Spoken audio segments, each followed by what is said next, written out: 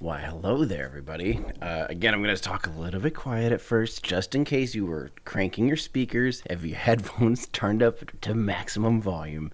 Just in case, I'm just going to ease into this. Just in case, because some people are like, is there any sound? And then they go like this, and then I come in all excited and break their eardrums. But we're trying to avoid that today, because hopefully something else will break our eardrums.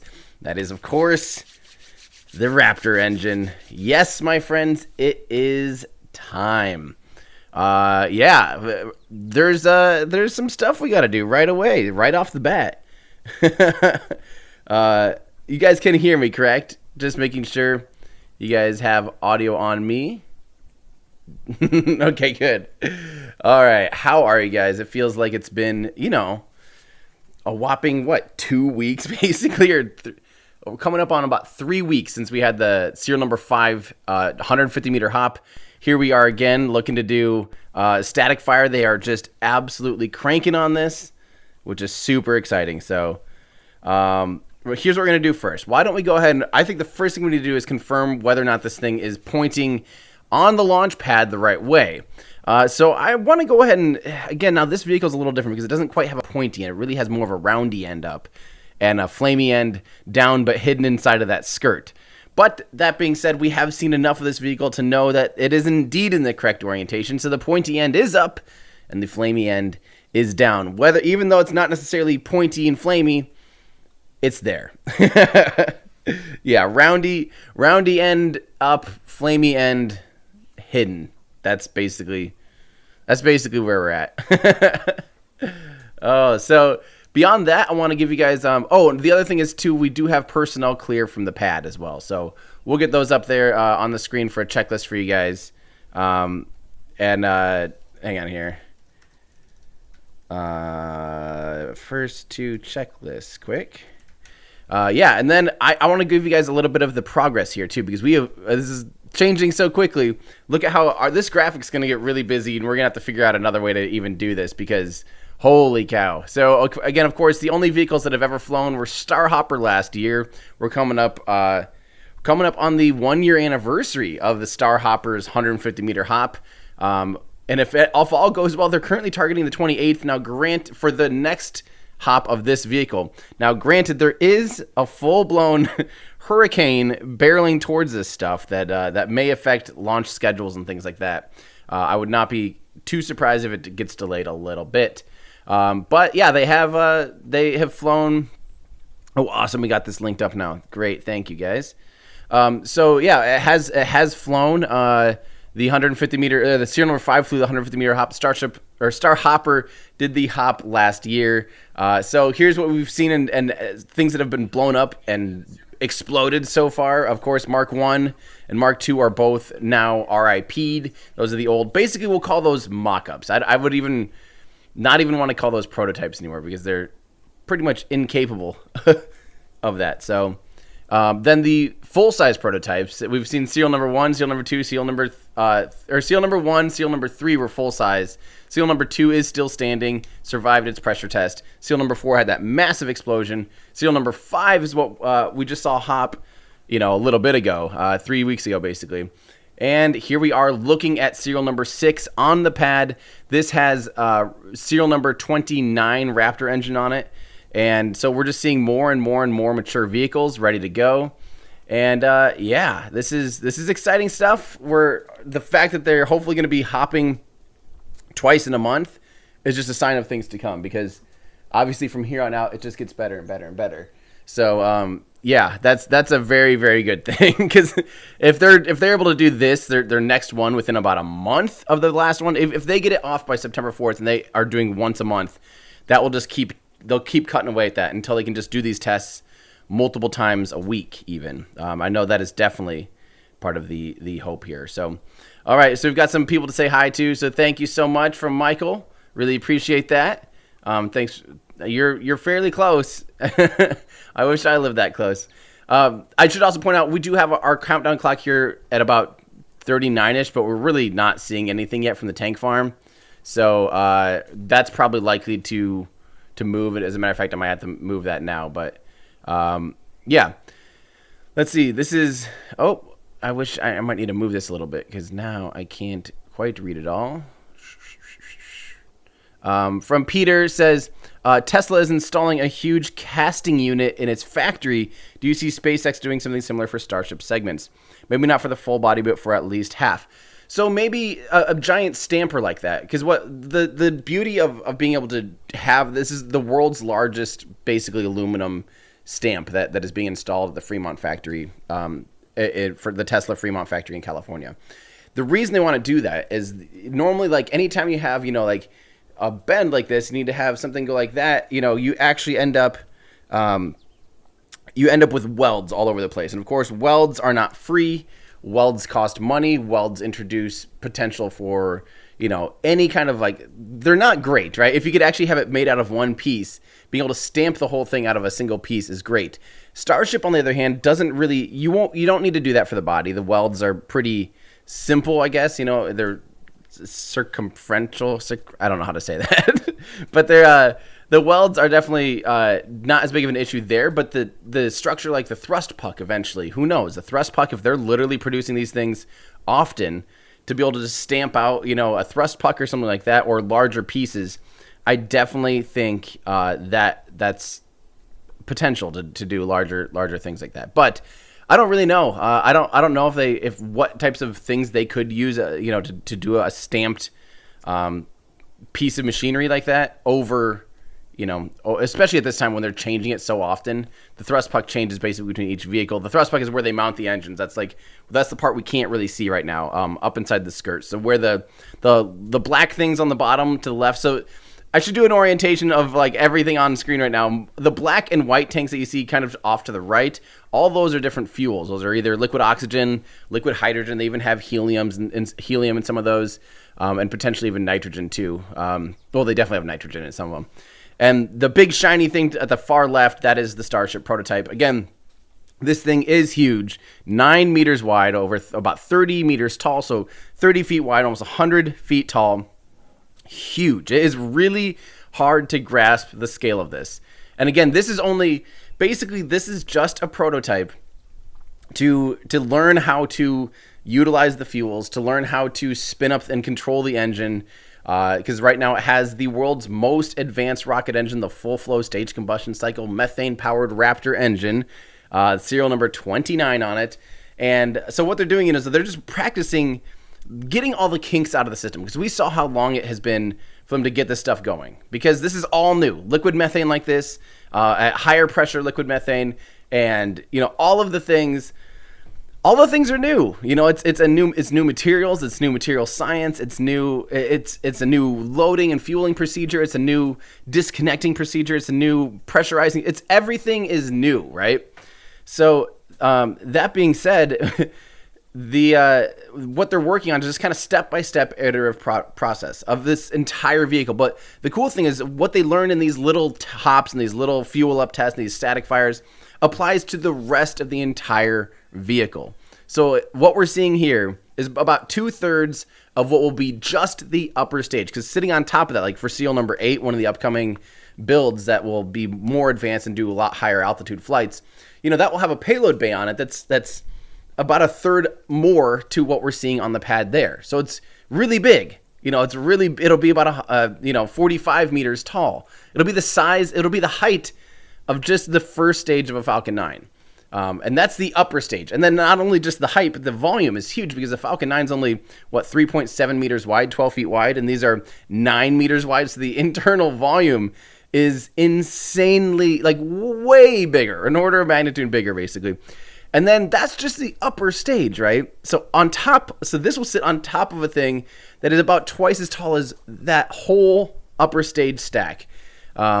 So we're just still at the beginning. We're witnessing history here, of these vehicles coming to life and learning all the little things, right? We're learning just every single time that they plug it in, and every single time they roll it out to the pad, every single time they fuel it up, every single time they do anything.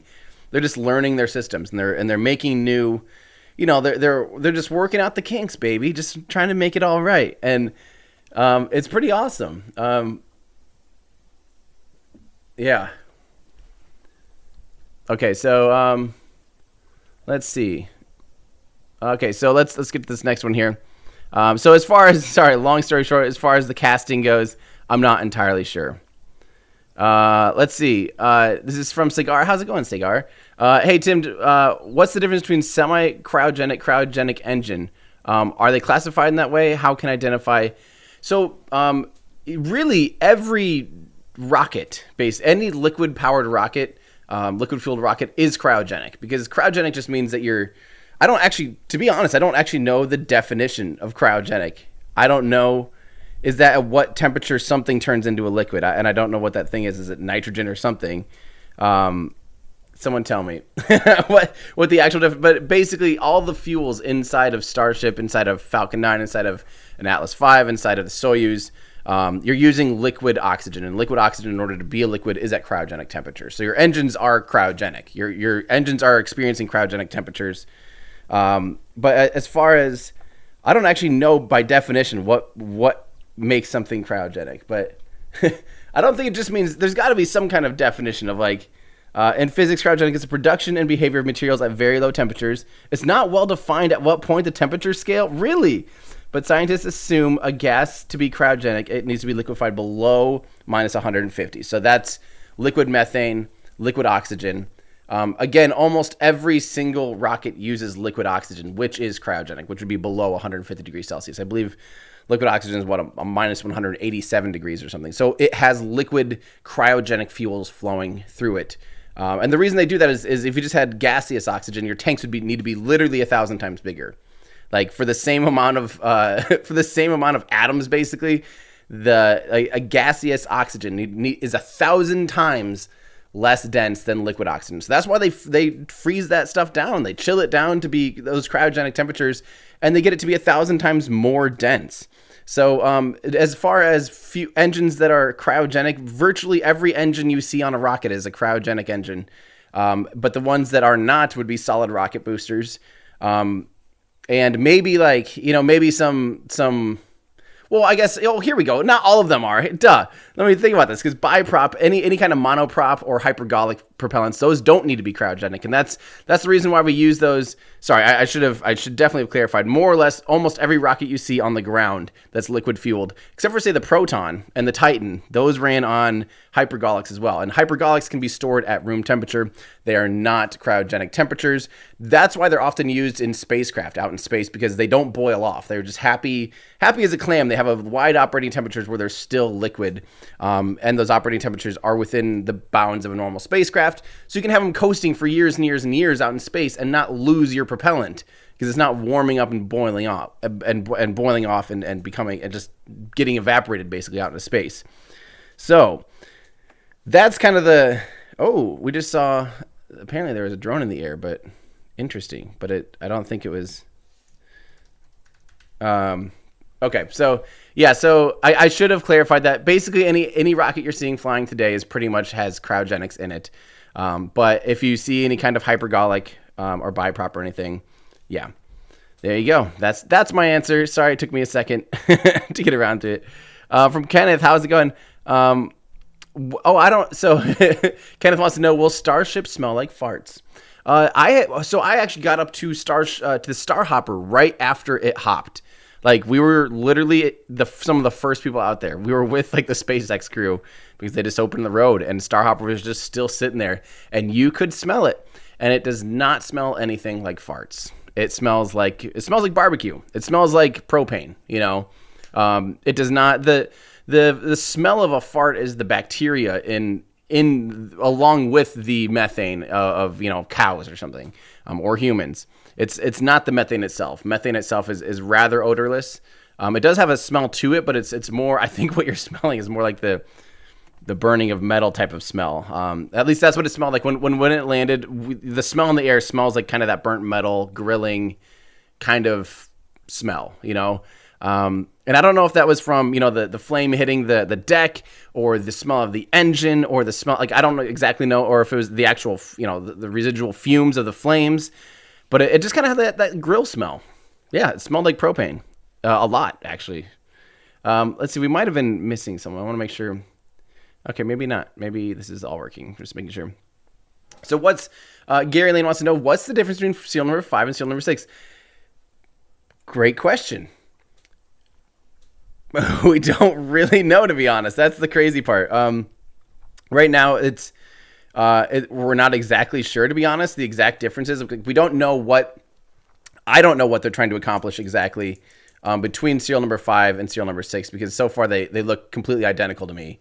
So I don't know if they're trying to accomplish a different milestone other than just learning how to like do the same thing, just do it quicker and without so many teething issues, and actually just get it out on the pad and get it fired up, get it launched, do its 150-meter hop. Just trying to get that timeline from being several months to only a couple days, I think, is more the goal here. So I think for a while we're going to see serial number 5 and serial number 6 potentially almost going back and forth until they have that process down to like an exact science. Just like, we saw that happen again when they switched to the super chilled propellants with the full thrust. For instance, it was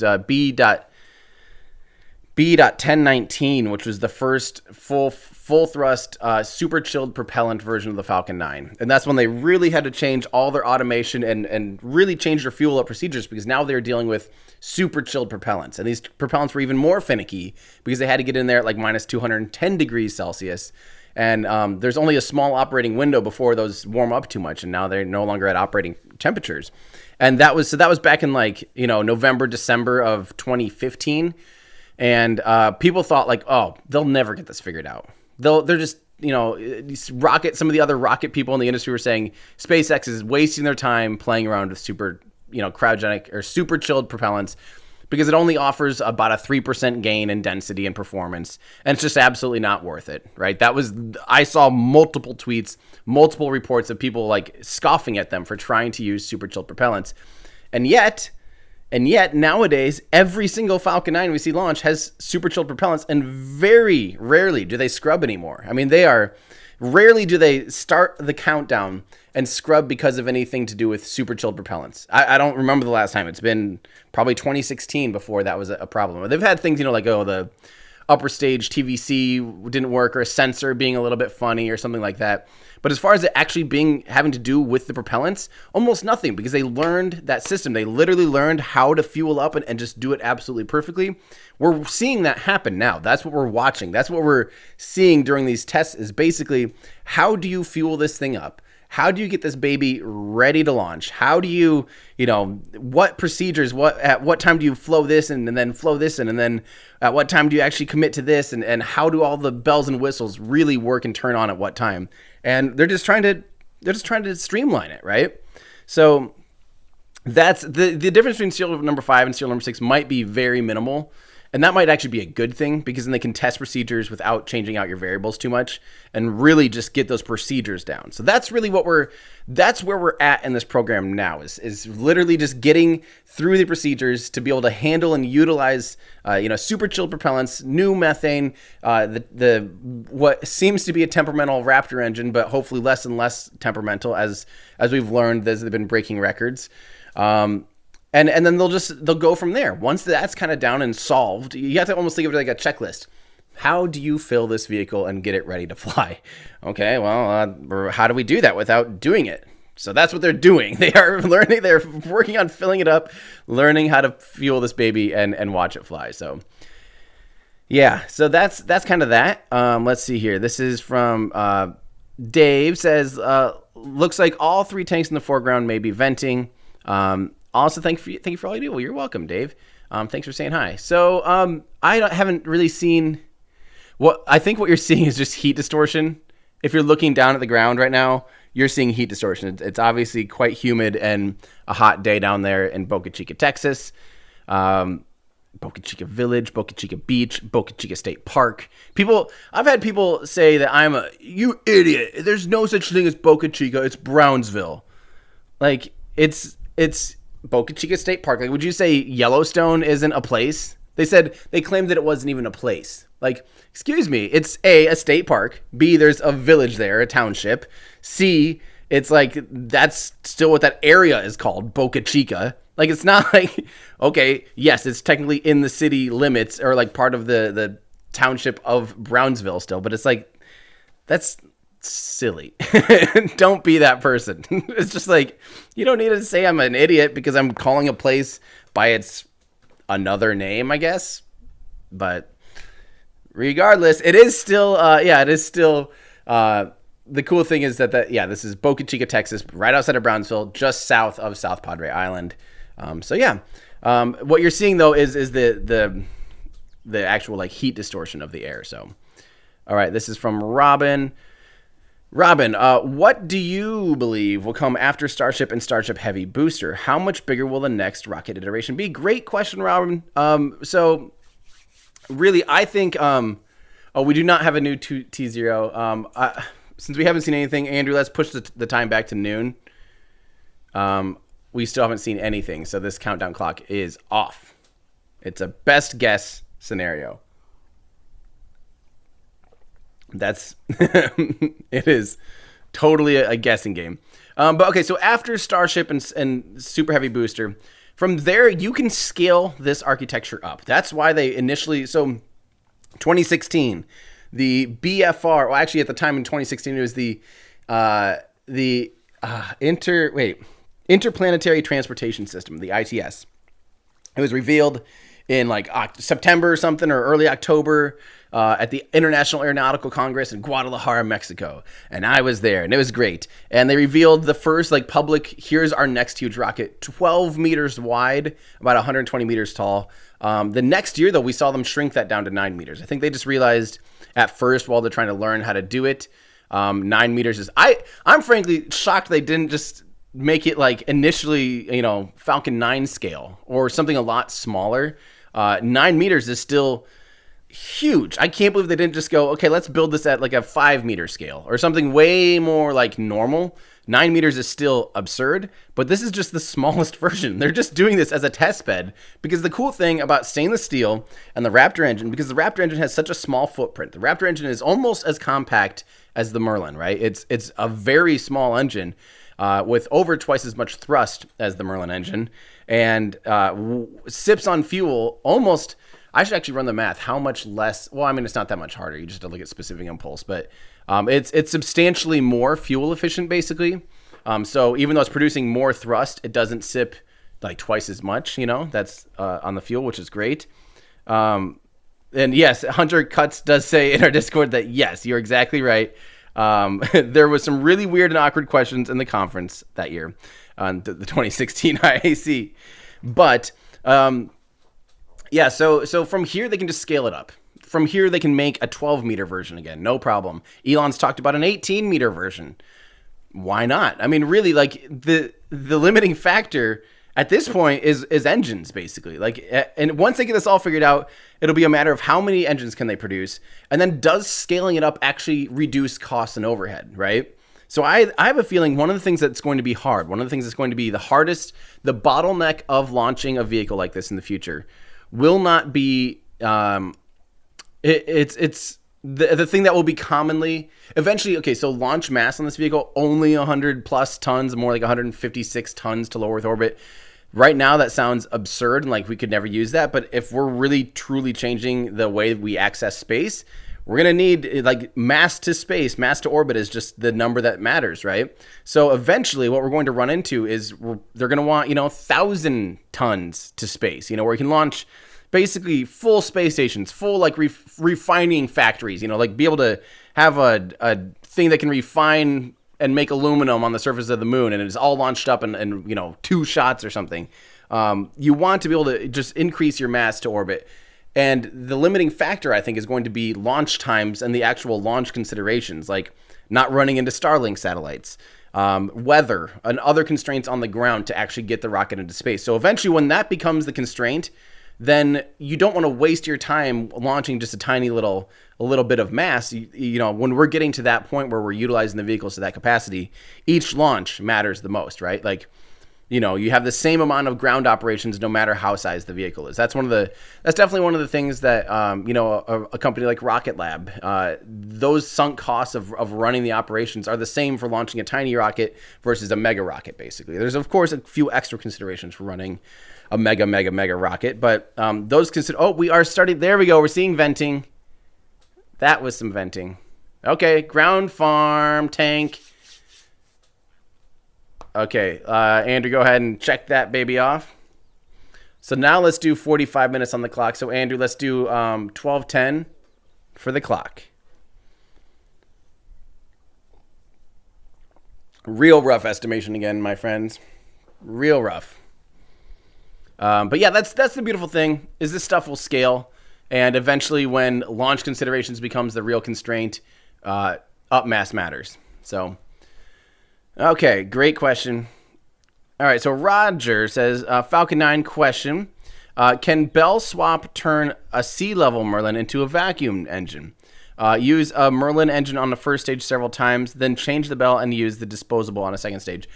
Back in the day, that was the initial plan, was literally make the same exact engine, essentially, right? And eventually, as they moved on, there's still some commonality between Merlin vacuum and Merlin sea level, but these days the commonality is like almost none. Like might be literally just the chamber, like combustion chamber, and some of the injector and things like that. But I think even the turbo pumps are slightly different now on the vacuum version, and the fact that the exhaust manifold from the turbine, instead of dumping the gas generator exhaust off to the side like the sea level does, they actually dump it into the nozzle through a little nozzle manifold, and that helps cool off the walls of the nozzle, which is really interesting.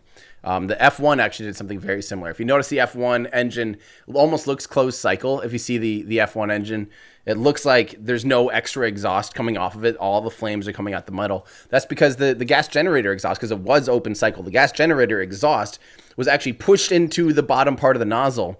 And what happens is they just are injecting it on the outside, and that creates a boundary layer of colder exhaust gas. And so that it protects the nozzle walls from the even hotter engine exhaust, which is just the wildest thing. So the Merlin vacuum does that too, which is interesting. So these days they've kind of both been iterated on and improved upon to the point where the commonality between the two variants isn't as much. I don't think it'd be feasible or worthwhile to just say, okay, this one's lived its life, as a sea level, let's throw it away now as a vacuum, especially because your vacuum engine, you don't want to, if you're near the end of your life of your rocket engine, the vacuum engine is the one that you need to work the most, because that's the one that actually does like 2/3, 3/4 of the work to get something into space. If your vacuum engine fails, your mission fails. Your multi-million-dollar mission is gone.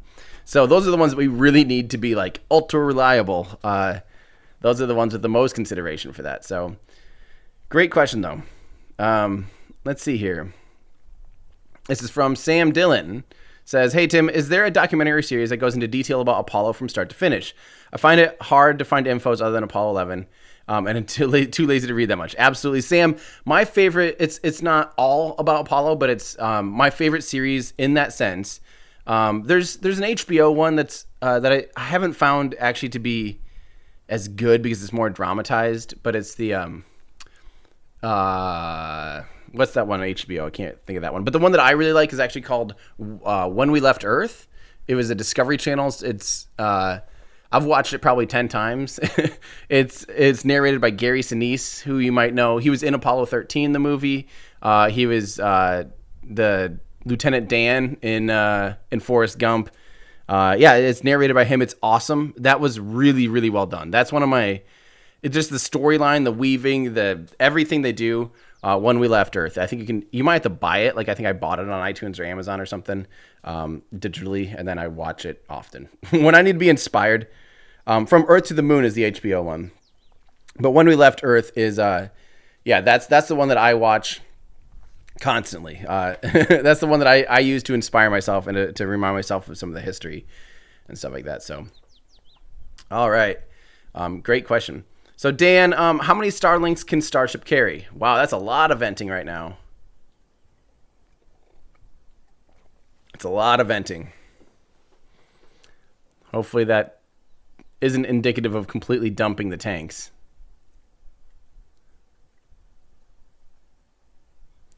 Okay, so how many Starlinks can Starship carry? We don't actually have a real... I think someone did a mock-up and fit like 240 or something. Which, why not? That sounds about right. The volume of the fairing, the volume of the payload area is substantially bigger than the Falcon 9's payload fairing. Like, way more. And of course the up mass, because the Falcon 9 is really limited at this point to the mass. They can only carry about 18,000 kilograms or 18 tons, and Starship can carry, if Starship can carry almost 10 times that, in theory, until you're mass limited, it could carry almost 600 satellites, but it's really probably more like 400 or something. But yeah. Oh, people are in chat are saying 400. Yeah, 400 sounds about right, actually. Sorry, that was some quick mental math for me to just guess 400, and then I see you guys saying 400. 400 sounds about right, mass wise, and payload volume. There should be plenty. So yeah, yeah. Oh, Marcus House has done a video on it. That's awesome. Marcus House does awesome videos. I missed that one. Yeah, that sounds about right, and that could be game changing. That could make their already game changing internet constellation an order of magnitude cheaper to continue to operate, which is absolutely insane. So, yeah. All right. This is from Dave. Dave Santy says, "I'm 36 and my dad, uncle, and I have an ongoing text string about you and this amazing journey. Thank you so much for doing what you do so well. Hell of a time to be alive. Can't wait to see what tomorrow brings." Thank you so much, Dave, and your family for tuning in and getting excited. That really means a lot to me. But I know it means even more to the people working on these programs, because imagine, if you worked, I feel like if you worked in the aerospace industry after 2011, after the shuttle ended, or even kind of near the end of the shuttle's program, when people just really, like the early 2000s were just kind of ho-hum, I think, for a lot of people that didn't feel that public excitement. It wasn't until Columbia that the general public was like, oh yeah, for space flight, there's still rockets, and people kind of piqued their interest again, and then it waned, and then the shuttle program ended, and then it was like gone, and there was like no public interest, and I'm guilty of that. I'm 100% guilty of that. I wasn't really that interested before, almost at all. 2013 is when I really started. Actually, the time that I caught the bug a little bit was I did tune in and watch the last space shuttle launch. I was watched the live stream of SES-135, and I remember being like, I was like, I was just like, whatever, I should probably watch it just for nostalgia reasons or whatever, And then literally when it took off, I go, like, a part of me just goes, oh crap, now what? And like I had this like big hole in my heart that I didn't even realize was there. And I was like, well, we're not launching anything now. Like, I just had this like almost panic. And that it didn't really immediately, like it wasn't like that damn, like, okay, what's going on now? What's coming up after the space shuttle? I wasn't doing that, but it just kind of lingered in the back of my head. And eventually I just started kind of getting hungry for like, what are we doing next? And I started reading up on some things. And it wasn't until I realized, I had totally at the time even completely pushed off SpaceX as these little dinky rockets. I thought these were like literally, I was picturing like Falcon 1 sized rockets. I did not realize A, how big the Falcon 9 was, but B, I didn't realize that they were trying to recover it until 2014 when I went out and saw my first rocket launch that I went to attend was CRS-3. And that was the first rocket with landing legs on it ever. Like the first orbital rocket that had landing legs, and they were going to try and land this, 15-story tall building. And I was like, whoa, like I got hired to go down and shoot this. It had nothing. It was, as a professional photographer, it really had almost nothing to do for me with the rockets. It was more like, this sounds like a fun assignment. I'll go shoot this. Like, this sounds awesome.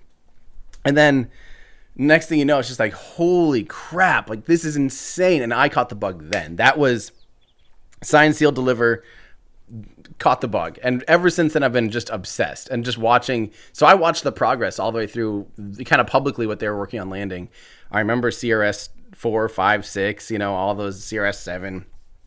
I remember all of it. It's just dialed in, and I couldn't wait for the next launch. And now we're seeing that at an even more aggressive pace, at an even more aggressive scale. And we're living in a time that I think a lot of my generation has wanted to live and see kind of that Apollo program all over again. The Apollo. This is what my video that I have finished the script. We're shooting it probably tomorrow, or Tuesday actually. But we're going to be shooting basically, almost is the Artemis program Apollo 2.0, like how does it compare to Apollo?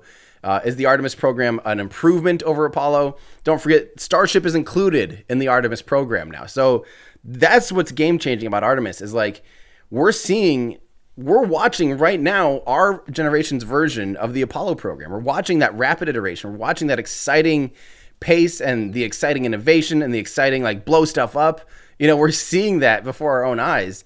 And we finally get to live some of that. And it is exciting. And I hope, and I love seeing that the public is also getting excited, because it's an awesome time to be alive. And we actually have cameras that we can physically, as the public, join in and watch this kind of stuff. This stuff is normally behind closed doors, especially in the Apollo program. This stuff was top secret, behind closed doors. You know, we only knew what like the press releases would tell the public, you know. So to be able to be a general public and be able to witness all this stuff and cheer them on, and I think that feeds the engineers, that makes them excited to go to work, that makes them excited to push the boundaries and motivated, you know, and we're all part of that, guys. I know it seems, I don't want to be self-inflating of importance on the general public's aspect, but I know it matters. I know it matters huge. I hear all the time I hear engineers telling me that it's so awesome seeing how excited people are, seeing them wearing NASA shirts and SpaceX shirts and, you know, ULA shirts or whatever, like all these cool, you know, people are just out there and they're getting excited. It's becoming like a cool thing to go to work now. And that's awesome. So yeah, there you go. That's thank you for that. Sorry, I went on a long rant, but we're seeing some good progress. The tank farm is definitely tank farming. It is farming around. Thank you for the membership, Miro. Really appreciate that. Let's see. Christoph, no. That's why there's a big ish after that. We change our countdown clock based on events we're seeing on screen. And we can kind of tweak and navigate through the wild, wacky world of Starship prototype based on the events we're seeing. So it's a big fat ish. We're probably relatively close to, you know, it seems like once the vehicle is venting, we're around the 30-minute mark. So hopefully in the next 5 minutes, we see the vehicle actually venting and doing things, which means that it's being fueled up. So in our Discord, Barber Force, excuse me. Yeah, and Andrew Tate is wearing a Delta 4 shirt right now. I would wear a Delta 4 Heavy shirt. Definitely. Maybe we might have to make a shirt when the Delta 4 Heavy retires, because that's still, I'm actually very, very fond of that rocket. Okay, so let's keep going. So no, countdown clock is a big fat ish. Take it with a grain of salt, my friends. All right, you should do a video about how the tank farm functions as well as how a rocket is fueled. That is on the list, my friend. Yes, we are absolutely going to be working on what happens when they scrub, where does the fuel go, what happens, and all that stuff. That is a video I really want to do, and we can do it kind of specifically, since we see the obvious tank farm here. We can use that as an example, but it can be applicable to basically every rocket. You know, they all have a similar fuel up procedure, so we'll take care of that. That's definitely up on the list. But let's see here. I got to time these out right, because the next one, like I said, is Apollo versus Artemis. Then we're doing a Russian engine video that will it's going to be like the whole history and lineage of every Russian rocket engine, because it's really confusing. They're basically the family tree of Russian engines, because they're just phenomenal engines, and they're confusing to me, and I don't want to be confused anymore. So that's one of the reasons for making that video. And then I want to do part 3 of SLS versus Starship, where it's really what could commercially replace SLS. What options are there on the table or in the near horizon? Is there anything on the table that could actually replace SLS right now? And what are those options? And all that stuff. So that'll be, I want to do that after the Russian engine video again. But other than that, I really want to do a tank farm and fuel up one for sure. So we have a new membership from Tanya. Thank you so much. Really means a lot. Royale Clark says, let's see. Tim, do you think there was salvaging of any of the Raptor motor that was on serial number 4? I don't know how durable those rocket motors are. Serial number 4. So just a reminder here. Let's pull up the progress bar. Serial number 4 was the one that exploded massively. Big old fat explosion. I'm sure there's pieces of it, but I don't know if it's, those engines, yeah, they're strong, but when you start putting big old, I think at that point it's just scrap, frankly. Likely. I don't know, because maybe that explosion went up enough or something that it really left the thrust puck and stuff fairly intact. I don't know, actually. I really shouldn't be saying, because I really don't know. But my bet would be they wouldn't even risk it as quickly as they're iterating and cranking out the Raptor engine. The Raptor engines are like we just had Elon talking about serial number 40, and that they pushed one that wasn't even upgraded all the way to 330 bars. So I think they're anxious to really, really, really keep going on the newer engines. So I think at this point those older ones are okay to be fodder, to be explosion fodder, basically. But great question. I don't really know either, but yeah. From Turn Racing, absolutely not. And I'm sorry, I think we also have a very similar question. I happen to see it go through here as well. Tanya, I'm basically going to answer both of you guys' questions at the same time. Well, I might as well put Tanya's up on the screen as well. And Tanya, thank you so much. That is very, very, very generous. Everyone say thank you to Tanya. That very, very generous. Thank you. Would I go to Mars, basically? No. Eventually, if there's a full-blown city on Mars that has experiences that you just physically can't do here, like, oh, we're gonna, there's an elevator going up, or a ski lift thing like this almost behind me here. There's a ski lift thing that takes you up to, Olympus Mons or something, or there's a blah blah blah that you can jump around here in our 38% gravity or whatever, and play basketball. I don't know. Like, if there's experiences, I don't want to go there and just land in this little tin can and then explore a desert that I can't even breathe in or swim in or anything. Like, I don't want that. No part of me wants to sit and be away from home for 2 years. I don't have that exploration gene in me. There are people that really want to do that. I would find that maddening, likely, and I would find that very isolating, and I would be scared crapless to do that. But if it's to the point where it's like, hey, you get on basically what's a space cruise ship, you hang out in this ship and party and hang out with your friends all the way for 6 months, get to Mars, you land there, you have all these cool attractions and stuff, and it's not a big deal anymore. It's not like the scary, terrifying thing. It's more akin to, a cruise ship now and going to Jamaica and then like coming home, like if it's like that, I will go. And for that reason, I would almost much rather go to the moon, because I would like to not be gone for 2 years to go visit another world, and the moon's at minimum about 3 days away, and you can do a trip in about 10 days realistically. So, yeah, that's definitely what Barbara Force says. Tim would miss his Taco Bell. I don't actually love Taco Bell, but I need tacos. Right, that is tacos, pizza, like basically all Asian food. There has to be really good Asian food wherever I go. Like that's a requirement for me. And pools. I have to have water. I need water. So Mars until you get there, my friend. I don't know. Yeah. Sorry if that was a runabout answer. From Gene, not just payload, 1,009-meter starships supporting a Mars city is a logistical nightmare. 250 18-meter starships is more manageable from fleet ops perspective. That's 100% true. Yeah, you're right. It's so a lot of things. There we go. We see the vehicle venting, rocket venting. Okay, Andrew, update that, my friend. We are seeing the rocket vent. So we're probably close.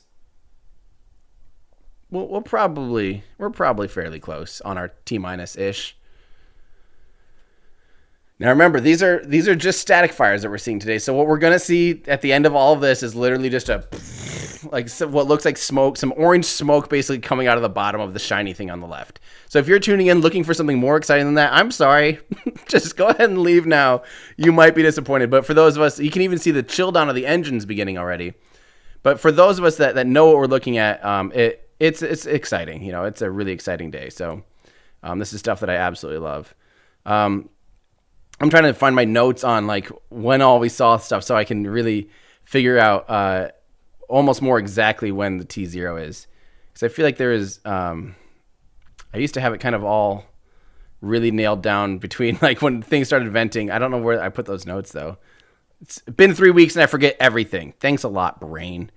But basically, so I had in my notes prop load and engine chills at T minus 20 minutes. So if we actually start, so prop load on the vehicles around T27. Okay, so that's pretty close. We're probably within a couple minutes of our ish timeline up there is probably pretty close.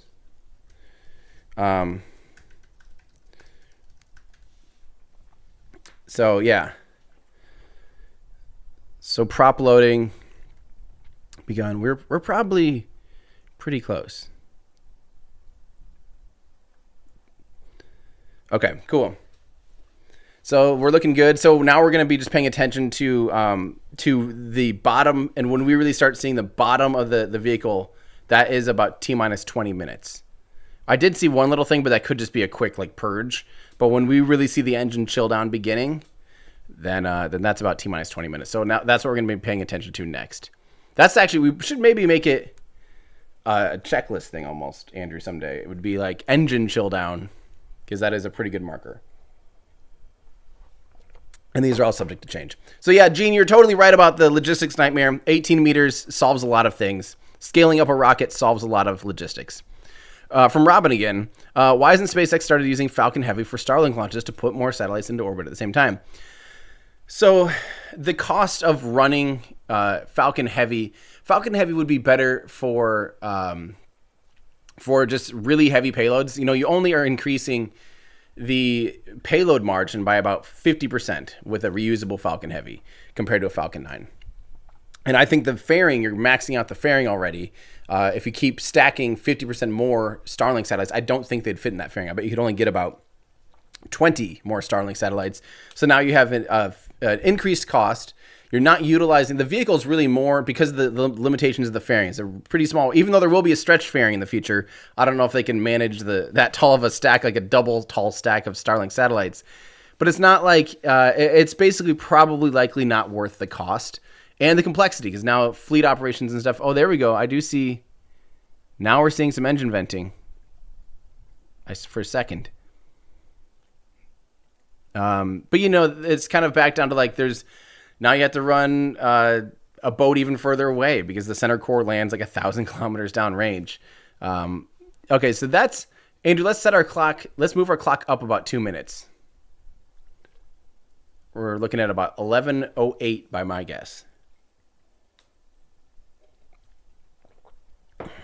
Cool. All right, we're going to keep going here. So yeah, it's just that, you know, they run those numbers all the time, and basically, is it worth the overhead and all that stuff for the increase in payload capacity? Like, it must not. It must not close. It must be more expensive to run the Falcon Heavy, and not being able to really put that many more satellites into orbit. So yeah. Team Untold, why does Serial Number 6 not have a mass simulator? Great question. I don't know the answer yet. Maybe it will get one attached before the hop. Maybe they are going to try hopping it without one and really test how their control algorithms work. Because at this point, they might want to be changing variables to really see how their IMUs, their PIDs, like basically like tuning a drone. I don't know if you guys have ever flown like a quadcopter or tuned one at all, but you know, you can change the computer is going to do some self-leveling. And you can get like oscillations if it's overcorrecting, and they're basically still tuning this engine and tuning the way the control algorithms all work. So they might want to introduce new variables. They might want a smaller, top mass simulator on the top. They might want no mass simulator. They might want a bigger one, just so that they can really change and get more data on how this thing flies and how their control algorithms are compensating and working, because that's a big part of flying a rocket, especially a rocket that can land and hover and do things like that. A big part of that is how well you can control the entire vehicle. So, yeah, I'm not sure if it will have a mass simulator yet. We really don't have any news on that yet. So, all right. Nathan asks, what serial number is the next hop and how many Raptors will be on it? We're looking at it right here, my friend. Serial number 6 is supposed to hop already, like on the 28th. Now, I don't know what the hurricane's going to do to that schedule. I'm guessing it'll be pushed back, 3 days or so, likely from just all that stuff. So maybe in a week, maybe before the end of the month, it'd be cool. I could see them really trying to push to get this hopped again, serial number 6 hopped before the end of the month. This will be the one that hops with a single engine again. It'll almost, like I said earlier, it'll basically repeat what serial number 5 did. It'll do a very similar hop to what serial number 5 did. So yeah, that's, and like I said, they're basically just trying to make it so that's routine and easy, and they have it nailed down, packed, and it's no big deal. Once that goes on, they can get to 3 engines and just introduce more complex variables Because right now, say they just rolled serial number 8 out with 3 engines, after having still a pretty finicky process for serial number 5, they would still be dealing with all those finicky things, but now introducing new variables. So I think they're just trying to make it so it's not finicky for them. So this is routine. So this is normal, solved. They know the procedures. They know the fuel up. They know all of the things. No big deal. And then once that's solved and they're confident in it, then start introducing new parts and new procedures and 3 engines instead of 1 engine and flaps and different RCS thrusters and stuff like that. I think they're just trying to, routinize it first. So that's, good question. Julian says, hey, Tim, you said that serial number 5 and serial number 6 are virtually identical, but why is there no weight on the top of serial number 6? Sorry that I didn't see that, Julian. I probably should have read ahead. I think I answered exactly your question the last couple of minutes. So, like I said, I don't know if, when, why, or how serial number 6 will end up with a mass simulator. And if it does, will it be the same? Are they trying to introduce new variables, slightly new variables, without tweaking the system too much? Like I said, trying to routinize this entire process, if that's a word. Yuri says, was the same story here. Columbia was my sort of growing up moment for me. After the shuttle program, I lost interest. Took Falcon Heavy to get me back. That's common. The other one that was big, when people saw the first Falcon 9 land, or the first Falcon 9 land on a boat, and then see Falcon Heavy, and then DM2. There's been 4 really big events. Starhopper was another one last year that drew public interest. There's been 4 or 5 big events that might have been that moment for people to go, oh, this is cool and exciting. Sorry about our data there. The vehicle did not stretch to infinity. That was a data issue.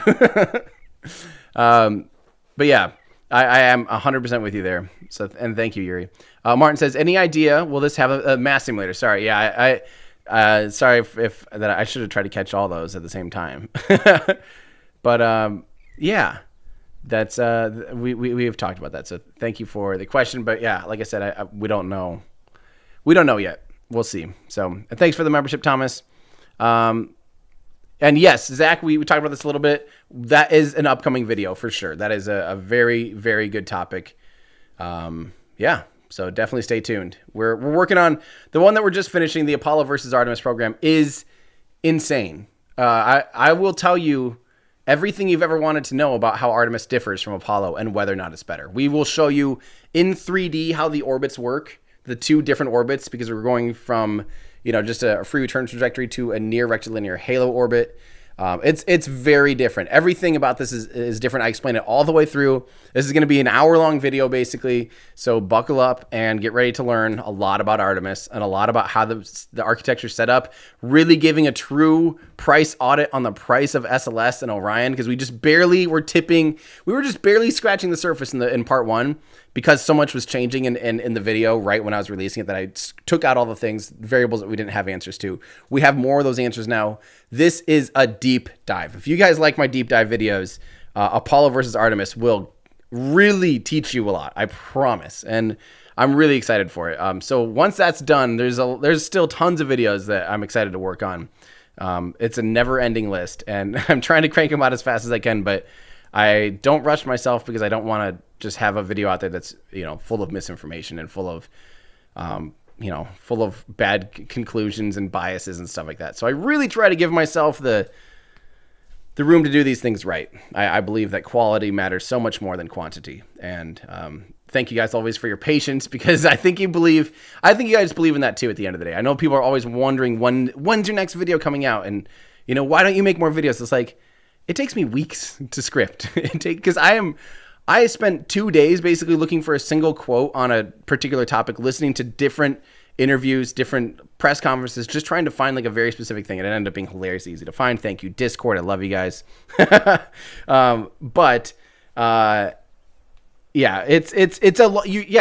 like Andrew says, you're getting a large quantity of video, but just all at once instead of 6 small videos, because and we debate that all the time. Like, should we continue making long videos? But the cool thing is the long videos, my longest videos, like the Raptor video, the Aerospike video, the Abort video, all the ones that are the long deep dives are doing the best. You guys watch them. People complain that they're too long. Guess what? There's a pause button. We have a table of contents for you.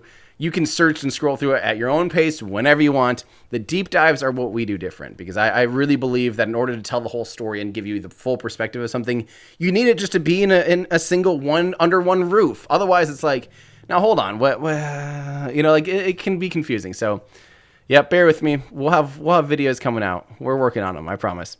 Thank you, LTM. I really appreciate that. Let's see. Oh man, I feel like we're getting close. We're at T-minus 12. We'll wait to hear if they hear the siren. They might not be able to catch it. Oh, interesting. Hello to Indonesia from Hello to Indonesia, Germany, and Denmark. A shout out to other countries. That's cool. I like that. So hi, Indonesia, Germany, and Denmark. That's I don't think I've ever seen that before, but I approve of that. If you're just saying hi, friendly to people around the world, let's do that. That sounds awesome to me. I love the community coming together. So I'm gonna say a random hi to Thailand. Swati Kap. Let's see, from Jan or Jan. Thank you so much. Really appreciate that. Raptor and Lana. I love that the chat's just all full of highs. That's great. Thank you very much, Raptor and Lana, for your support. This is a fun new thing. What's the next stage of tests after static fires? Love from India. After static, so this will likely only do a single static fire and then do a hop. And then they might do it again. They might roll serial number 5 back out and do another hop, maybe a little bit higher one, maybe fill it up a little more and try to go above 150 meters. Look at you guys. That is awesome. Yeah. No, you have not missed it. I saw someone pop in there. Yeah. So let's see. Well, next stage of, so yeah, after static fire, then this thing will hop. We might see the same thing again, maybe even a quicker turnaround, something, like I can see them wanting to make it from something that takes 3 or 4 weeks down to 2 weeks, down to 1 week, before they really start ramping up to the 3 engine. But serial number 8 is on its way. It's being built as we speak. And serial number 8 will definitely be a lot more advanced and definitely have a lot more stuff going on. So, and that'll be when we see some significant flights and not just little hops. Thank you so much, Heather. That really means a lot. I appreciate the tip and for you saying hi. This is Lorenz. This is in my video 100%. That is almost part of the conclusion. I'll tell you why. That's the ultimate. Why don't we just? Yeah. And I whenever I say why don't they just? You guys need to be sure right now. There's 21,000 of you watching right now. Pick up your phone. Pick up something. Pick up the phone and call. No, and look up Our Ludicrous Future, because it's the podcast that I do every single week. You can go to olfpod.com, but it's also here on YouTube. So if you're someone that just watches, you want YouTube content, you want long form content, if you want me to update you on everything going on every single week, be sure you're subscribed to Our Ludicrous Future. Do it right now. I know there's 21,000 of you, and I know not all of you are subscribed to Our Ludicrous Future, but I will tell you everything going on with this vehicle, with this program. But yeah, we do a segment each week called Why Don't They Just? And it would be the perfect Why Don't They Just is why don't they just rebuild the Saturn V? There's some answers, and I get into that in this video, but that's a great question. That is a fantastic question. You have to wait for the video to really get the answer on that. So yeah, so olfpod.com, or just find Our Ludicrous, good luck spelling ludicrous without thinking of the rapper, Our Ludicrous Future on YouTube, on your podcast player, whatever. Find it. Listen to us. We nerd out every week about spaceflight. I'm the spaceflight guy. We also talk about futurism and EVs and renewable energy. Just kind of the fun, nerdy stuff that's making our future ludicrous. Totally ludicrous. Yeah. This is from Scott. Tim, would you disagree with my observation that a total or partial divorcing of space travel agenda from political arena is critical to stabilizing current and future progress? I actually have to disagree with you, believe it or not. I think that NASA is inherently political because it's a government program, and people still don't understand how much NASA does. They see SLS as that's what NASA's doing. They're making SLS to Orion. That's like a tiny portion of the things that NASA does. So I think because spaceflight isn't always inherently profitable, right? And I don't think it will be for a long time still. I mean, it may be 20, 30 years where it's like government has almost no place in it, just like government has no place. I don't think the government needs to be building rockets and building spacecraft anymore. I think those are solved and those are private. Yes, we should be removing politics from that. I think we're seeing that happen with Commercial Crew. We're seeing that happen with the Artemis program, with the human landing system, and the commercial lunar payload services too, with Eclipse and everything. We're seeing that happen, but there's inherently, it takes government funding and government interest to be able to go explore Venus, go explore Europa, go explore Mars. Those are not inherently profitable things. No one's who's going to be like, yay, I own the rights to the data that I, like it's not, it's for all of us. It's for humanity. And it's just you can almost look at it as like a humanitarian effort to learn and grow our knowledge base, but it's something that requires politics and funding. And as dirty as that can be sometimes, I don't think it's, I think we are seeing a partial divorcing of space travel from the political arena through the commercial programs already. So yes and no. Precision land seal number 6 on seal number 5 and make a full-size Super Heavy. Why hasn't Elon hired me yet? Big brain here. That's some next level stuff. Oh, do we know when Starship will be launched? Absolutely no idea, Dr. Ghostboy 420. It's all iterative. So we're watching progress and it will continue to get more and more exciting. We'll just see more and more advanced systems be tested. And I have no idea when we're going to see the first orbital flight. But before that, I can tell you what we need to have to get the orbital flight. First off, the Starship upper stage itself has to be solved and has to be able to do the belly flop landing. All of that has to occur before they can do an orbital flight, because they're not going to want to, risk a whole mission and all that stuff if they can't even recover the upper stage. So I think they'll want to land a belly flop, which we might see this year. We might see a 20-kilometer hop and belly flop landing this year. That would be awesome. That would be a really, really, really big. Oh, that's awesome, Jake. Welcome to our Discord channel. So that's a big thing that should happen this year, hopefully, if things are going well. As long as we don't see any massive explosions again, we will hopefully see that attempt, and maybe they'll stick it on the first try. It is SpaceX. They tend to do crazy things and get crazy rewards. So maybe they'll stick that landing right away. From then, the next thing is we're going to have to see the tank farm be about 5 times bigger in order to support fueling up Super Heavy. So we'll have to see the tank farm grow massively. We'll also have to see the high bay that can build and support the actual Super Heavy booster done. We'll have to have multiple, close to, probably 24 Raptor engines at first. They won't fly with a full 31 or 37 or however many Elon decides are on that booster. But the first flights will likely have, anywhere between a dozen or two, enough to fill Super Heavy with enough Delta V, basically, too. So we'll have to have dozens of Raptors ready to go, and all kind of within a similar, we can't have totally dissimilar Raptors, that each one's like, oh, this one you have to turn on at minus 400 milliseconds. This one was minus 100. Like, there'd be a lot of programming if every single one is still completely iteratively different. So the Raptor itself will have to be a little bit more mature and kind of in the same platform on the same level, and have dozens of them basically to be able to fly a Super Heavy booster. I don't think it'll happen in 2021. That's my pessimistic view. I hope I'm wrong. I really hope I'm wrong. That would be amazing if we see an orbital Starship flight in 2021. That'd be awesome. I just don't physically see how it could be possible with how much is left to do still. So to answer your question, when will Starship be launched? I took that way into when will there be an orbital test flight?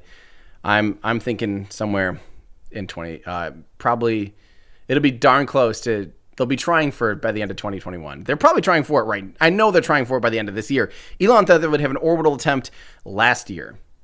So just keep that in mind. But now we are seeing things pick up in pace. We had what felt like little progress for the first half of the year. Now all of a sudden, after that big explosion, it seems like things are just really, really, really coming together. So to show priorities, the Indy 500 coverage is muted and your volume is on. That is awesome. I appreciate that. That's awesome. So just thank you, Philip. Just so you guys know, we are probably within about 3 minutes. We don't know really. We're just kind of guessing. So we're all eyes glued to this. Make sure it's going to work well. Let's see here. Just making sure Rachel and Jean are ready to record for us. Everyone, we do need to say thank you to Rachel and Jean. They are who are running the camera down there in Boca Chica, sitting out in the hot sun for us. We have sent them our camera here. They are awesome. And yeah, so everyone say thank you, Rachel and Jean. You can find them on Twitter, of course. They are at Space Isle. They are just some of the nicest people. So everyone say thank you to Rachel and Jean. They are just doing the absolute best work. We have upgraded. We don't have it yet for this, but we have upgraded the tripod head to like a really, really nice and really expensive tripod head so we can get really good fluid motion of the upcoming hops and stuff. So we're just continuing to invest in better equipment. We are having some data issues today, actually, so that will be resolved by the hop for sure. And pretty awesome. Okay, so let's keep going. And again, thank you to Rachel and Jean. This is cool, Ben. I'm a chemical engineer and would love to be one of your volunteer consultants for your upcoming Mars IS in-situ resource utilization and terraforming videos. Sounds good, Ben. Yeah, when I get to that point, that's way outside of my comfort zone. So yeah, I will definitely need some help. Awesome. We have hello from India. Thanks for great coverage. You're welcome. Thank you for tuning in, India. And on that same note, also from India, just curious on my views on ISRO. So ISRO, the Indian Space Research Organization, huge fan. ISRO is doing things at a fraction of the cost of some of the. They are definitely like the plucky aerospace, company, well, not company, organization at this point. They're doing things, mighty impressive things. They have cryogenic upper stages. That is another video I'll be making. I was planning to do it around kind of Gaganyaan, the crew vehicles, when they start launching people, to kind of do like a whole lead up history of how did India already figure out how to fly people, basically. That was kind of the premise of the video. So I've been kind of watching that. I try to time my videos. You guys know me. I don't do like news videos like India launched their first person. That's not going to be a video. But what it would be something that lines up with India's first launch of a human or first test flight of the Gaganyaan capsule or something, where it's like, how did India get to the point of launching people, or something like that, so I can tell the story and tell the history and tell you more things about stuff than just like, they did this. I don't know. Yeah. So now that things are quiet, we're probably really close, because once things go quiet, that means the vehicle is fully pressurized. We're hearing venting.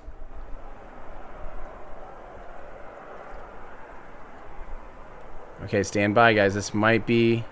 We might have nailed the time. So this might be static fire here any second.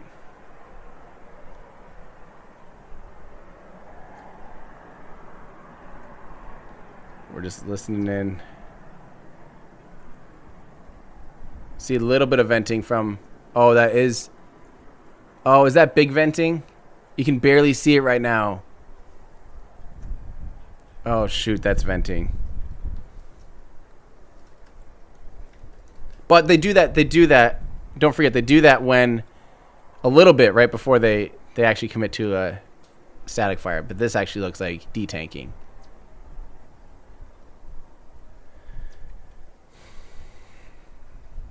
Yeah, that looks like detanking. It's going on too long.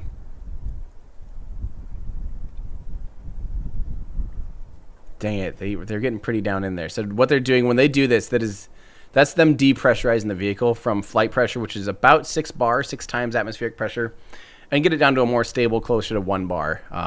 Likely just above 1 bar, so there's a little bit of positive pressure, like 1.1 bar or something. But shoot, this definitely is detanking.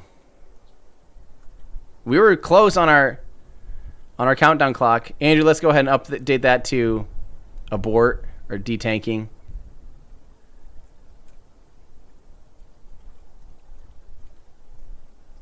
Shoot.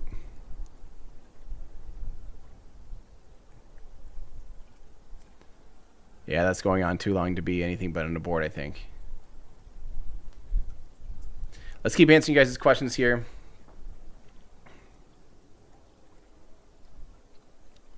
Eric wants to know, is there a way to get me to arrange a live stream Q&A with Mary, Mauricio, and other VIPs that spend time at Boca Chica? We could probably do... I think that'd be a really fun thing to do leading up when I go down there in person. We could do a fun like roundtable discussion with everyone. talk about their involvement, talk about everything that they've done for the community, because that's, we wouldn't have what we have, the coverage we have, if it wasn't for the dedication of the locals down there, the community of Brownsville, Boca Chica, South Padre, all the people that are working really hard to bring us coverage is the reason that we have so much insight and knowledge on this program. Especially Mary, Boca Chica Mary is just killing it with daily beautiful videos with NASA spaceflight. So, and of course, Lab Padre having a great feed for people to be able to check up on progress 24/7 is a huge valuable thing. And RGV aerials. I mean, there are some true heroes that are helping to provide coverage and provide insight for the community. So, so I think that's a good idea. When next time I'm down there in person, get a roundtable discussion going with everyone. That'd be really fun. So, let me keep going here. First orbital Starship 20-ton payload. T-shirts equals 10,000 font. This T-shirt's gone to space. Back this next time it goes, I'm going to be in it. Wait. Over 10. Put 10,000 T-shirts that say this. Honestly, I think there could be a lot of merchandise and flown hardware with Starship. Like, just stick some shirts or stickers or something. Knowing that they've been flown in space, people would eat that up. Hopefully not eat it, but hopefully use it, or or pieces of stuff, broken Starship prototypes. People would go crazy for that. I definitely think there's something to that. I am 100% with you. John wants to know, will they eventually be putting all the hardware on the inside of the vehicle? Yes, definitely, John. But for now, while they're in development like this, there's no point in them making it harder to access all that stuff. So there's constantly, they're still learning all this stuff. And if they're making constant wrenching on it and having to fix and tweak things, save the step of having to get inside the vehicle to do that every single time, and just have it so you can put a lift up there, service all the stuff from the outside. It just makes sense for now. Once they get it all figured out, and probably by the time they start doing significant aero flights, I think we will see hardware more on the inside. Serial number 8 might start tucking some hardware on the inside, but it's hard to tell. Good question. This is from Samina, says, hey Tim, what is the mechanism used to keep the rocket in place during a static fire? Good question, Samina. There's basically, I believe that there's launch clamps, similar launch hold-on clamps, similar to what holds the Falcon 9 down. So specifically with the Falcon 9, on the base, the actual octaweb, there are 4 hold-down clamps, and that's what actually holds the rocket down so that a static fire doesn't inadvertently become a launch. So I think there's something similar to this, but I don't know exactly what the mechanism is. We're going to keep tuned in here, guys. So, yeah, I don't... Oh, did you guys hear that fly? That was true audio, ASMR. I'm going to turn down their audio just a little bit. We are doing a big audio upgrade for you guys, too, by the way. So hopefully we can provide better audio coverage. Like I said, we just keep pumping into this so that we can provide the best coverage that you guys can. And I know that everyone's doing that same thing, which is awesome. It's just great for the community that there's so much interest in this. So what you guys do make a difference. I did see someone asking about, yes, you are right. We do have, let's see, let me actually get this correct where it's not covering up the rocket. You're right. We do have these back in stock. The full flow stage combustion cycle hoodies, the new ones, are now back in stock. We sold out of those ones pretty quickly, especially in the main sizes. But these are the upgraded version 2.0 that have a ton of little details. Some of you guys haven't even noticed all the details yet. I have not seen anyone point out the secret Easter egg. But yeah, these are awesome full flow stage combustion cycle hoodies. Are now in stock with prints. These are hand printed, hand sewn on, everything here in the U.S. So yeah, they are back in stock. And thank you guys for your patience. We were working through the middle of the pandemic just was insane for a lot of reasons. The shop had to shut down multiple times because of different things in LA. They had to clear out once because they did have a positive. During all this, they also moved to a new warehouse. The company my friend's company that we do all this together, moved to a new warehouse. We're working on a better solution to be able to get you guys full tracking, door-to-door tracking for Europe. So if you're one of those people that ordered something in Europe and it looks like it's still just in LA or your tracking number is non-existent, it's because USPS stops tracking it once it leaves the US. So oftentimes it's stuck in customs. So what we're doing with this new system, we'll work in the customs so that it literally goes door to door without hitting customs. It'll be a lot slicker system. We gave up on the international warehouse that we were trying to do because logistically that was going to be a nightmare. So instead, we're working with a different company to fulfill international things, to make international shipping and stuff a much better progress, a much better thing. Yeah, so if you guys want to help support what I do, the best way is to go to shop.everydayastronaut.com and grab yourself some merchandise. I am wearing the what shirt am I wearing? The F1 shirt. I should probably make that our launch day shirt and give you guys a 10% discount on this shirt today. So yeah, if you guys want to support what I do and get something awesome and nerdy for yourself, like the full flow stage combustion cycle shirt, all that stuff, head on over to shop.everydayastronaut.com. And you can also grab some face hole cover Nada masks, but they're just actually something to cover your face hole. We've got you covered. So that's always a fun way to support what I do. Let me take a real quick mini break. I will update so you can take 10% off by using the coupon code launch day. And yeah, that will give me 1 second here. I'm also going to interact real quick with Rachel and Jean, make sure we're good to go. So give me 1 second. I'll leave you guys with this up and running. Give me just 1 quick second.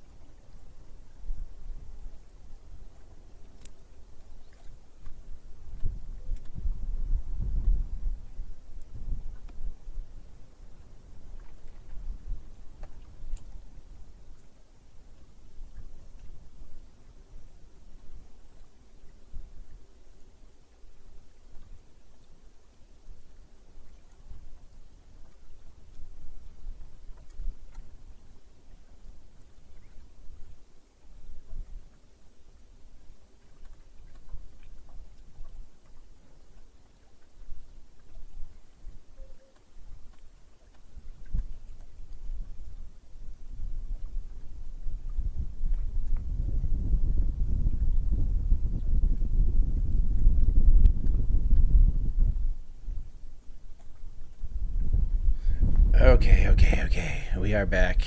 We are back-ish. So I'm going to turn this down. Yeah, I'm hoping I got on the old internet and I pinged Elon to see if we can get some answers, but you never know. You know, we aren't deserving of answers, but it is nice to get some insight because sometimes he's excited to share kind of what's going on. So figured it was worth a try. If you guys don't follow me on Twitter, do it. Get on Twitter. You're gonna have to look it up though. If you search Everyday Astronaut, you'll find me. But because Twitter handles can only be so long, I had to be at Day Astronaut, which is just the absolute worst thing. So yeah, Day Astronaut on Twitter, and yeah, you can follow me, and I'll a lot of times give you updates. You'll also see some little kind of behind the scenes things too sometimes. So yeah, so get your butt in there. But there's a chance, maybe we'll get a little bit of insight from Elon. So. It looks like there are some storms rolling in from Rachel and Jean, pointing that out. Stay safe out there, guys. Don't do anything silly. But let me try and answer some of your guys' questions. We have a lot more to go through. Randy says, have I reached out to NASA for additional comment on Apollo versus Artemis? I have not. I did try one of my contacts. NASA, I could probably just reach out to Jim Bridenstine and be like, hey, I really want a soundbite of you saying how Artemis is going to be better than Apollo. That's actually not a bad idea. Maybe I'll do that right now. Yeah, that's not a bad idea. Lots of times if you go right to the top, you can get a little bit quicker answer than trying to go through the or maybe Bettina or someone like that would want to have someone answer that. Yeah, that's a good question.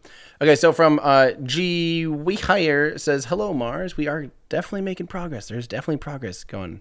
So SLS for Starship Part 2. So yes, it's kind of that Part 2 is still SLS kind of versus Starship, but it's moved. This Part 2 is now Artemis versus Apollo because now Artemis has Starship involved in its architecture. So we're really doing the full cost breakdown, a full audit of all the costs and everything of the Artemis program. So that includes SLS. SLS, we go down in the weeds and really project out how much it's going to cost. This is the part that I was excited about most.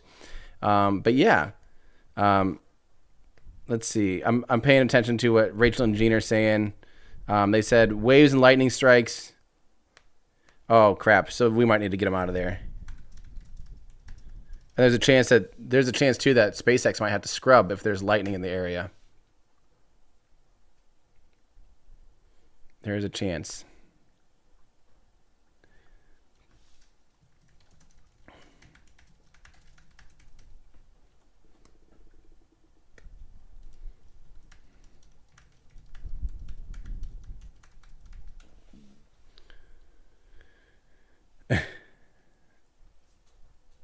That's true, Zoltan.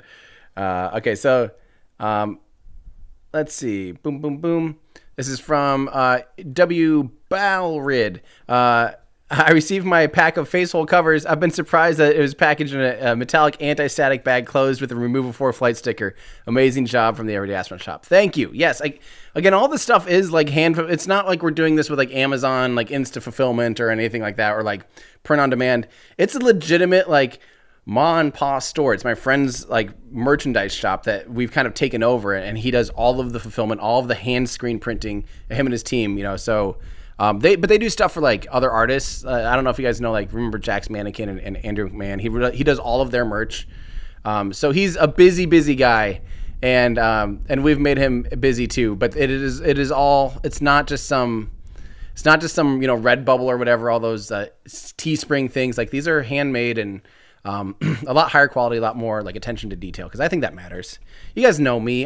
What matters to me is quality over quantity, and so yeah, it's hard. It's really hard. The shop it's insane to run it like that. It's not smart. I don't recommend it to anybody, but at the same time, it actually has that personal touch that I feel like is important. So thank you so much from Film Scout. I appreciate you. Mark Holmes says keep up the great works from Ireland. Thank you so much. And Robin also says, nice tip. Thank you so much, Robin. I appreciate that. Jack DOP, Starliner rides atop an Atlas V with the RD-180, so USSR dependency. Well, don't forget that the Vulcan is coming up, and that will replace the Atlas V, which uses BE-4s, which are US-made engines, and they're awesome engines. They're definitely competing and an upgrade potentially even from the RD-180. But the RD-180 is amazing. There's a reason why we use it. Don't think that just because it kind of stems from the Cold War-ish, it stems not necessarily from NK technology, because it is a Energomesh, so it's not exactly a derivative of the NK. But we'll get into that into the rocket our rocket lineage breakdown. You'll see it's an incredible engine. I mean, why wouldn't you use it? And especially, I mean, there's obviously a lot of politics involved there, but I don't know. I mean, until there was a better engine available, which there almost is now, I could see why we're still using it. And the Starliner will ride on the Atlas V for a while, but it is also designed to ride on Vulcan eventually. Awesome. Hello from Liechtenstein. Thank you, Germany. Hello. This is awesome. Thank you so much, Park. I really appreciate that. This is just fun for me too. This is the stuff that I enjoy watching, and I'm obsessed with it. So thank you guys for always being involved. And yeah. What's my favorite part of my job in making videos? Okay, so absolutely. I mean, the video part is okay, but what I'm trying to do, and what I'm maybe trying to do differently, and it might be frustrating from behind the scenes or something, but what I'm trying to do is keep myself as excited and as informed and still learning and pushing the boundaries of my own knowledge as continually as possible. I am not as smart as Scott Manley in any measurable way. There are way smarter people out there than me. There are literal huge experts, like experts that could tell you 1,000 times more things about everything than I can. I am not an expert, and I try to make that quite obvious. But what I want to do is be able to break down some of those expertise things that are really intimidating, and make it so first I learn it, and if I learn it, then I can teach you guys how I learned it, right? That's the whole point of this whole Everyday Astronaut. Isn't to make you guys rocket scientists. It's to make you appreciate rocket science, and it's to appreciate the engineers and scientists doing all of this work. That's what the whole thing is about, so that we as a general public can watch this stuff and have some grasp of what's going on and be excited and be informed. And to me, that makes, when you have an informed and excited public, it just keeps the ball rolling. Then people go out and they go get degrees and they actually start working in the aerospace industry and they make these changes. So my favorite part for me is actually literally my days off are still watching documentaries. Like yesterday, I took a day off yesterday and I literally just played Kerbal Space Program and watched some documentaries, and it was great. Like, I love that. And I just watched YouTube videos, still learning. Like, that's what my days off are. That's what I enjoy, So I still, the thing that I love most is learning and trying to further my own knowledge base so that we can have discussions like this, so we can be on a live stream for hours and I can still try to provide valuable insight. I might not always know I definitely don't, I don't always know the answer, but I love trying to find it. So that's my favorite part. That is my favorite part of all of this. And I'm glad that there's other people with that same mindset, because together we become a lot better. So I'm trying to see if we happen to get anything from Elon. We'll see if Elon responds, but and again, we're not owed those answers. We're not even owed looking at this stuff. It just happens to be kind of in public areas. So whenever you get frustrated, like, why aren't they telling us anything? This is a development program. We're roguing it here. This is not an official thing that's on the manifest for SpaceX. These are all totally just raw development. These are prototypes that would normally be behind closed doors and we would not have access to it at all. So keep that in mind. Yeah, so we are not in any way owed an answer, but it is fun to ask because it is Elon and he often does answer. So Lucas, do you think a gas station in orbit will be needed in the future to supply Starships, moon version? I don't think it needs to be a gas station because a gas station only makes sense if you're actually using like in situ resource utilization. And unfortunately, I'm not going to say impossible because I don't know enough about chemistry to know whether or not how hard it is to produce methane on Mars. But hang on, I'm double checking that they are safe first.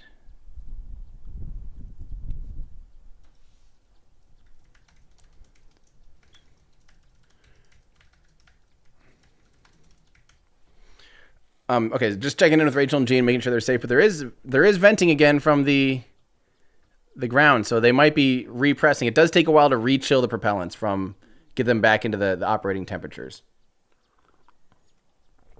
But what was I saying? Oh, so if they can do, so you can't really, you could do a hydrogen vehicle and have a hydrogen plant like on the surface of the moon and use water to turn into liquid hydrogen, liquid oxygen.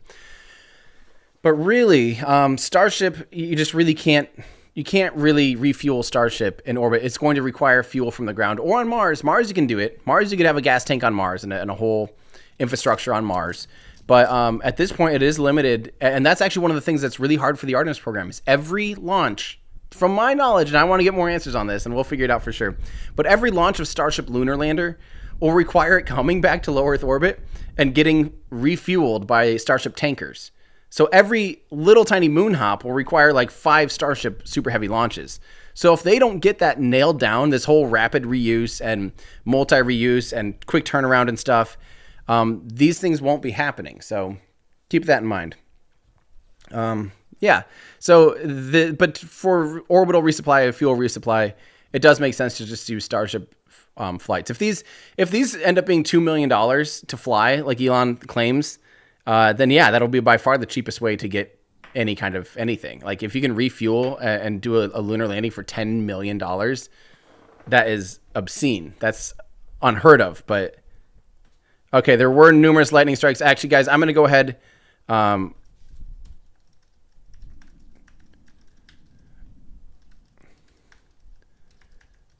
Okay, I'm going to let them out of here, guys. I will stick around and keep answering guys' questions. And I know people are probably not going to love the fact that we're going to cover them up.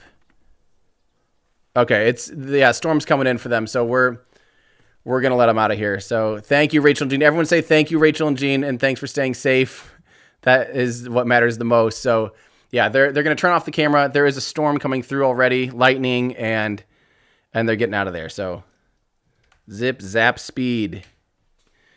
Okay, so we don't have live coverage anymore for you guys. If you need live coverage, go ahead and tune in to, there's Lab Padre. There's, I'll probably pull theirs up and just watch it on my own, but I'm guessing that, especially like NASA spaceflight, there's a chance Mary at least lives right there. So she'll be able to, pop in and out, no problem. But I'll probably just watch like from the Sapphire cam or something. So there's NASA spaceflight. So yeah, they're looking at the weather there at NASA spaceflight. It's definitely looking like it's something now. So I'll just kind of keep this in the background. But if you guys want to, I have a lot more questions to answer. So if you do want to stay tuned with me, I will get through the rest of these questions, and we'll see if there's a static fire. I don't think if there's massive weather, I'm guessing they will not be doing a static fire today. That is my semi-educated guess on the thing, because you don't want to risk having a vehicle like this explode from lightning strike. So thank you, John Gilbert. I really appreciate that. Really appreciate that. Mike, when do you think SpaceX will actually go to Mars? So they're trying for 2022, which again requires a lot of everything. Like, I don't think you can get a start. Like, by that point, you have to have had not only like the super heavy and everything figured out in the actual landing, but you have to have multiple ready to go for refueling and all that stuff, because you have to refuel in order to get over to Mars. So my personal guess is maybe 2024, but even that's ambitious. If they land in this decade, I think that's a huge win. But I could see 2024 or 2026 window being the first time they land. Assuming that goes well, the next window, I can see them launching people to Mars. So either by 2026 or 2028. I would love it if we get people on Mars with Starship before the 2030s. That would be incredible. Let's see. From Jesus Martinez says, are they doing some sort of quality control overall and specs? Of course, there's some kind of quality control, but I don't know. We don't have enough about the insight of each vehicle, what their specs are and what makes it into spec and what's blah, blah, blah. We just don't really know too much about it, to be honest. So, but obviously they're making massive improvements. Every single vehicle that hits the pad, every single engine that comes off the line is making improvements still. So yeah. Let's see. This is from Christian. After years of watching educational videos, I found most are too surface level to learn from.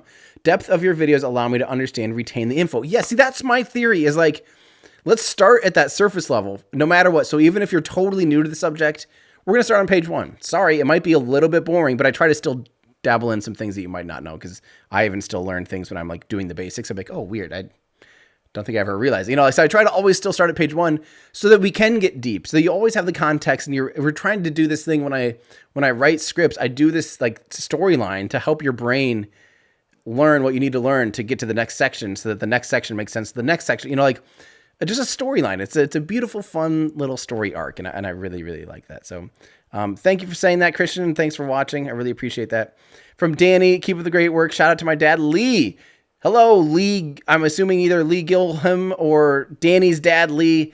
Hello, and thank you for saying hi. Thanks for tuning in and watching. You guys are awesome. David says, just realized I accidentally left my oven on all night. So here's a tip to celebrate me not dying in my sleep. Yeah, don't do that. I would not recommend leaving your oven on. I'm glad that you're alive. That is kind of crazy. Jeez. Also, sorry I haven't shaved in a while, guys. Now I realize, as this is a big picture of me, I just look like a mess. I'm waiting. I just shave right before videos normally, so no judgment. And it's been 3 weeks now since I've touched my face, basically, besides washing it. From Nathan. Hello from the UK, from Nathan and Chad. Thank you, Nathan and Chad. You guys are awesome. Thanks for saying hi, and thanks for tuning in. Really appreciate that. And I can't wait, by the way, I can't wait to travel. Period. I just absolutely cannot wait to travel. I want to, the UK, I'm realizing, is one of our, I think it's probably the most dense audience, believe it or not, is the UK. I think something like 7% of the audience of my channel's audience is in the UK. And when you do those numbers, it's like 1 in every 1,000 people or something. It's like 0.1% of people almost are watching these videos, which is just absolutely crazy. So it'd be a really fun meetup to do. Like I said, someday I want to do a speaking tour where, we hit up 7 major cities in Europe and 7 major cities in the US or something, do a 2-week or 3-week tour, go around, meet people, hang out, do a Q&A, live Q&A thing, and just some kind of fun, interactive, live thing that we can do together or something. That's definitely on my list. So, yep, stay tuned. That's when we can travel again. Yeah.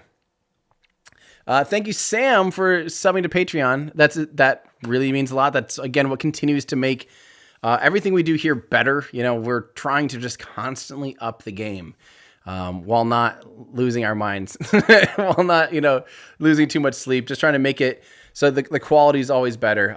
If you want to join our Discord channel, and if you have already, say hi. We've seen some new people in there, which is awesome. If you guys want to help me continue to do what I do, gain access to our awesome community. If you like the chat here in YouTube, but you freak out because A, it's really fast, and B, no offense, YouTube, but there's some very toxic people in there sometimes. Our community is incredible. It's just great. It's all of us just hanging out all the time, talking nerdy stuff. And you guys are awesome. Yes, applaud yourself, Discord. If you want to do that, though, patreon.com/everydayastronaut. So that's how it automatically links up your Discord stuff auto-magically. And yeah, round of applause in there, Discord. They see behind the scenes. They see me losing my mind sometimes working on something, or spending 2 days wasting my time trying to find something when it's it was right here, Tim. Oh. So yeah, that's awesome.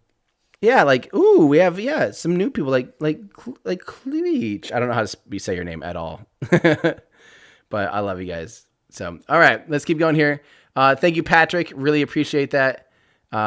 This is from Robin saying this is super normal. A lot of people still ask me what the heck normal is, and did I misspell my hat?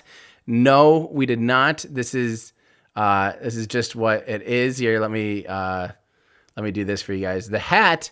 Normal. This comes from when John Insprucker on SpaceX on July 5th, 2017, accidentally said normal instead of nominal or normal. So that's where that comes from. It's just it's forever cemented in the culture. So that's what normal means. It's just kind of now it's its own thing. We do also have, I never wear it, and because I actually just got it recently. I forgot that I didn't have it, but we do have a normal t-shirt too. So if you guys like being super nerdy, that only a few people in the world will understand what the heck that means. Yeah, that's how you can do that. I'm going to bring this back up again. There you go. Just so people can kind of see that we still have stuff and that we aren't really having coverage because a storm is rolling through. Maybe Andrew, maybe could we get a note that says like storm coming through or something? Our camera crew left to take shelter or something. Just hide the sidebar individually. I could probably do that. But how do I do that without... Hold on 1 second, guys. I'm going to make it so we don't see the sidebar. Give me 1 second here. Boom, boom, boom. Wait, that's not it. I am such a noob with this stuff still. It's insane. Sidebar, you're gone. Okay, good enough. We'll keep this up there, though. I feel like that's the right thing to do. Yeah. Okay, so let's keep going through you guys' questions here. And this is from Harold. Thank you very much for the new membership, Harold. Also, Benoj Davids, thank you so much for your tip. You're awesome. Joseph Standridge says, when do we go to the moon? And I love that it's Danny DeVito is your... That's awesome. Thank you for asking, when do we go to the moon? The Artemis program is trying to land in 2024. I personally think that's too ambitious. Oh, vehicles are going to the pad. It is totally detanked and scrubbed. Yep. Totally scrubbed today. Yep. It is totally scrubbed. Scrubberific. There are cars. So we'll keep our eyes open and see when the next attempt is. But so the Artemis program is trying to go by 2024. It's space flight that'll slip. But even the fact that we have the mission plans and we have the hardware being built and we've paid commercial partners to make lunar landers, like it actually is happening. I can truly say it is happening. It just won't happen in 2024, in my opinion. It'll likely slip to 2025 or 2026. Still a huge win. If it does that, that's great. Absolutely. All right. D2W says, hi, Tim. Curious what software you use for streaming. Thanks. Keep up the great work. I'm here almost every stream. That's awesome, D2W. We use OBS. Andrew, my producer now, Andrew is who helps edit now. He helps with the live streams. He's just kind of the wonderkind that has made everything absolute. Oh, people wanted to see my mug. Yeah, it's ridiculous. That's what it is. It is Elon Musk with a Falcon Heavy. It's stupid. Don't ask. I don't know where I got it. I'm sorry, guys. Sorry to disappoint you. I have no idea. Yeah. But yeah, Andrew runs all this stuff. We're going to get off OBS this year. That's definitely something we're going to be doing. OBS is the best and worst thing ever. It's amazing for the average person just be able to live stream tomorrow. Like no big deal, but it is not the most stable thing and it has some serious limitations.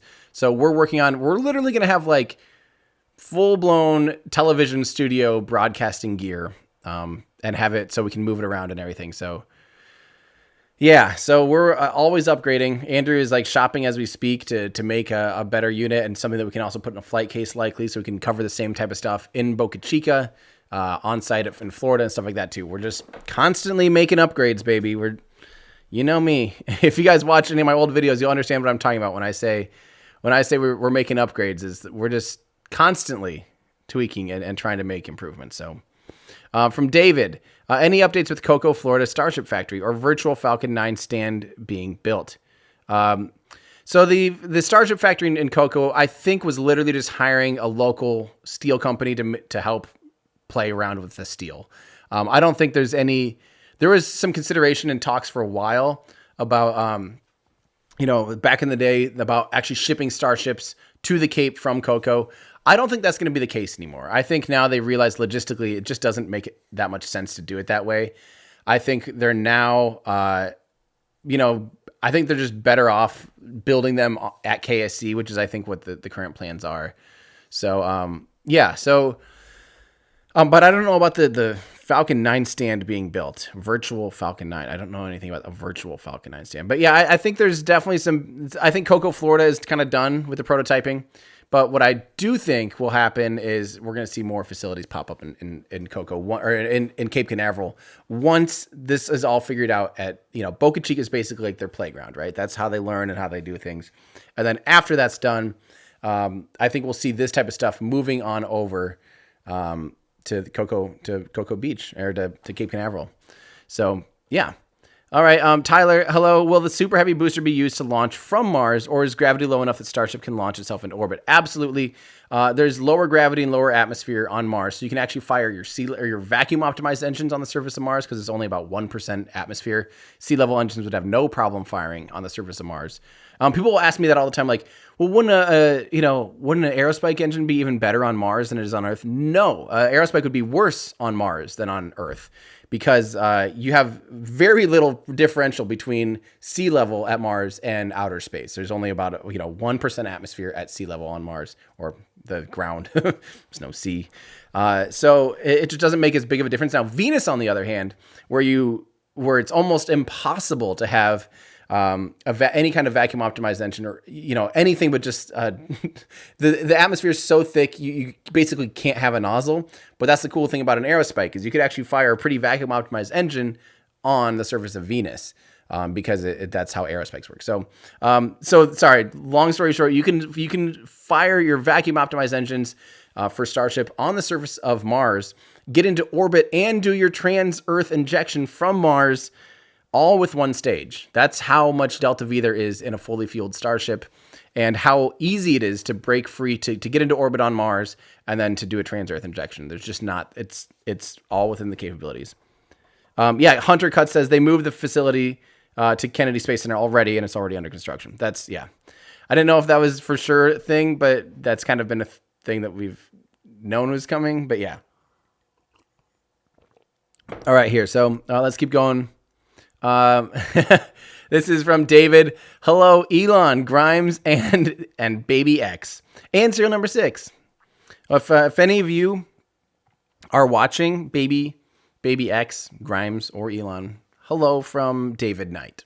And also, serial number 6, if you're watching, if you have a little monitor there next to your test stand and you're watching this stream for some very unknown reason, David Knight says hi. So thank you, David. This is from Kane the Red Fox. Hey, Everyday Astronaut, what are your thoughts on Elon Musk's Starlink? So I have a lot of thoughts on it.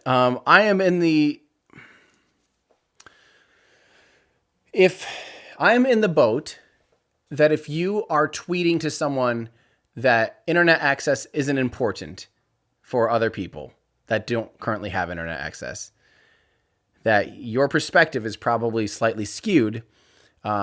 You're not used to not having internet. Like, you don't realize if you're sitting here watching this right now, I'm sorry to say you're extremely fortunate. Like, there are still people that do not have this kind of connectivity.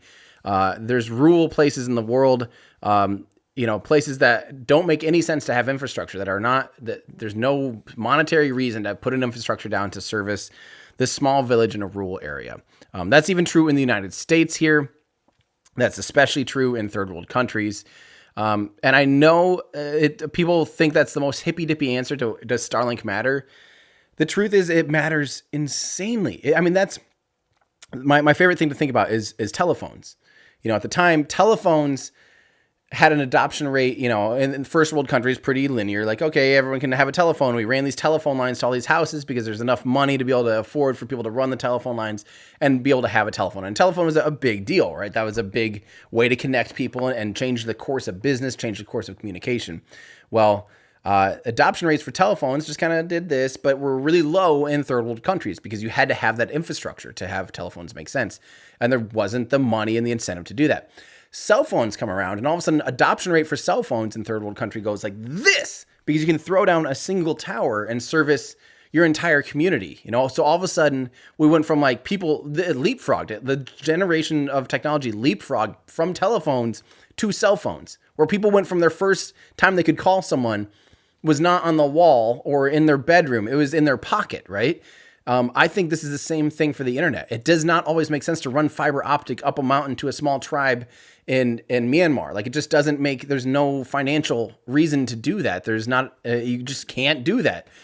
But at the same time, all of a sudden you have, 12,000 satellites orbiting the Earth, or eventually 40,000 or whatever it ends up being. And you can just ship someone a little dish and boom, they can plop it down and service their entire community with high-speed internet so they can learn for themselves. They can expand their own education so that they can learn how to fix their problems, maybe an E. coli problem, or maybe water treatment and sewage treatment, or just how to learn another language so they can participate in tourism, things like that. That matters. If you don't think that matters, I'm sorry, you don't have the perspective. I have spent weeks of my life in rural places that have no, recently, even 2015, I spent 3 weeks at an orphanage in Myanmar. And the biggest resource they have in their life is someone that speaks English coming into their little village there and speaking English to them. Because all of them, Myanmar, when they became open, all of a sudden they have tourism coming. And tourism is a huge industry for especially some of these beautiful places in Southeast Asia. So all of a sudden now the race was who can learn English. If you can learn English, you can have a much better life. You can have a highly improved life. Because all of a sudden it can help get you out of poverty because you can speak the language, you can be a tour guide, you can help in the tourism industry, et cetera, et cetera. All these kids, what they wanted to do in life was learn English. And if you have access to the internet, guess what? You can do that. And I know, again, this sounds super hippy dippy, and it sounds like, Tim, you're spewing crap. You just like SpaceX and you don't mind that there's going to be 12,000 satellites in the sky. Well, there's 40,000 planes in the air right now, and I don't hear too many people complaining about air, and we all reap the benefits of air travel. This is the same thing. This is allowing an underserved market, and even us, this will benefit anyone, obviously, but it especially has the potential to drastically change third world countries. My thoughts on Starlink are, we have a lot of problems that we have to figure out, like how the heck, when you have 40,000 satellites in a low Earth orbit, how do you even manage to fly anymore? How do you get into orbit when there's that many things you have to thread the needle? Like, we could be trapping ourselves. That's a massive problem. We could have runaway debris problems. There's a lot of things that are problematic. The night sky viewing thing and scientific ground discoveries, ground-based astronomy, yes, there's an effect. To what degree is that effect? And is there a solution later on with orbital-based observations being cheaper, more reliable, and more abundant? It's a whole thing. And to me, the benefit to the average human being of having global internet access anywhere is actually a much greater deal for now, even in my opinion, than what could feel like more of an elitist discovery of astronomical observations for scientific discovery. And there will be solutions. There will be more space-based observations. Starlink itself could become a space-based observation. There's solutions, but I think the overall good of potentially having that is massive. That's just me. Sorry if that's my rant. Sorry if I'm wrong. I probably am. For someone from the EU, what's my best way to get a job in rocketry? Ooh, I mean, have a degree in aerospace would probably be number one, or engineering, or whatever you want, whatever exactly you want to do in rocketry. But there's plenty of rocket companies that operate, aerospace companies that operate in the EU. You won't really be able to get a job per se at, say, SpaceX because unless you have like a green card. Because of ITAR restrictions. So some of the U.S. companies, it's hard, but there's other non-U.S. companies doing awesome things. Like, how do you say it? Tails, Alania, or however you pronounce that. There's a lot, there's a lot of things, but, Rocket Lab, for instance, you can work in their New Zealand area that doesn't have some of the ITAR restricted things. So they ship the engines and the avionics and stuff from the U.S. to there. Those are more heavily protected under ITAR. I would say get a degree first and then just find there's plenty like Orbex. There's all these other companies popping up, obviously, there's tons. So I'd say get a job first in the EU in the aerospace industry. And then from there you can go anywhere and do anything. This is from Aman. Thank you, Rachel and Jean. Awesome. Thank you, Aman. This is from Soto Solutionful. Dear Moon, SpaceX's first Starship passenger will embark on a lunar voyage in 2023. Yes. 2023, very hard maybe. Very hard maybe. I'd say still 2025, 2026 at best, because of how long this stuff takes. I mean, it's not a knock against SpaceX, even though they're going sprinting. They are sprinting at the speed we've never seen in the 21st century. But there's problems. Problems happen. We've seen so many problems this year. It's just part of it. So no matter how ambitious your timelines are, there's going to be problems. Look at how long Falcon Heavy took to get going. Look at how heavy SLS has taken to get going. Look at how long it's taken everything. The commercial crew program, the Falcon 9 flying a Dragon capsule with people in it, was supposed to be in 2017. It took 3 more years than we thought. And that was a pretty relatively easy thing to develop compared to Starship. But now they do have a lot of the pieces. I don't know if 2023 is at all potential, but I would love that, but I just it's space flight, so just double everything. So 2025, 2026 it is. That's just my opinion. Venkat says send folded boring machines to Mars and auto assemble there to build underground settlements. You don't need to fold them; those babies will fit in Starship. You can absolutely send a full blown boring machine in Starship to Mars and the moon and make habitats there. Go underground. I think that's part of the grand scheme. I absolutely think that's part of the grand scheme of what the Boring Company is all about. They're practicing making habitats basically on Earth and getting paid to do it. That's Elon's way. Everything Elon touches has to do with that. That is, you look at everything Elon touches right now is rockets, is battery and electric technology for rovers, for in situ resource utilization with Tesla. Being able to make rovers and all that, all of that stuff, the battery storage solution, making power on other planets, that's all Tesla. Then he has Boring Company, which makes tunnels and is getting paid to make tunnels and learn how to make tunnels here, then be able to send that off to other worlds and make habitats. Even his brother, Kimball, works on food solution in shipping containers so that he can put shipping containers, he could actually make food and have sustainable living on other planets. I mean, it's all connected and it's insane when you start thinking about that. So keep that in mind. Yeah. It's all connected. Thank you, Kev. Sorry, I'm going to have to stop talking here soon. My throat hurts already. From DTW Studio. Send my tip to Spadre for all they do to help your stream. Each stream gets better and better. Shout out to them. Of course. Yep. I pay them every time, even in scrubs and everything. So, yeah. So you guys' tips all in some way or another absolutely go to them and their hard work. So thank you.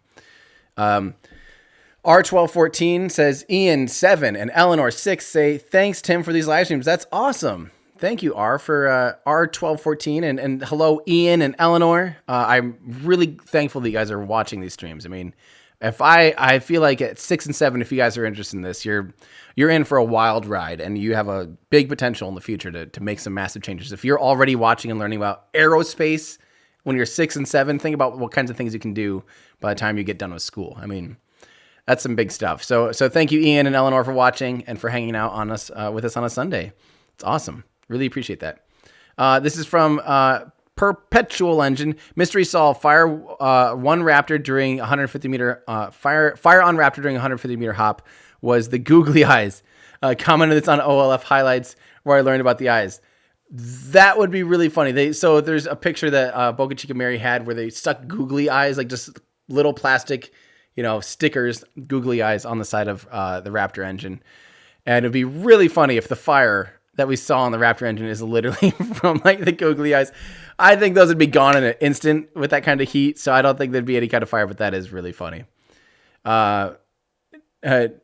Please do one twirly in your chair for these $20. Now I've become a puppet and a monkey for your entertainment, but I will gladly do that.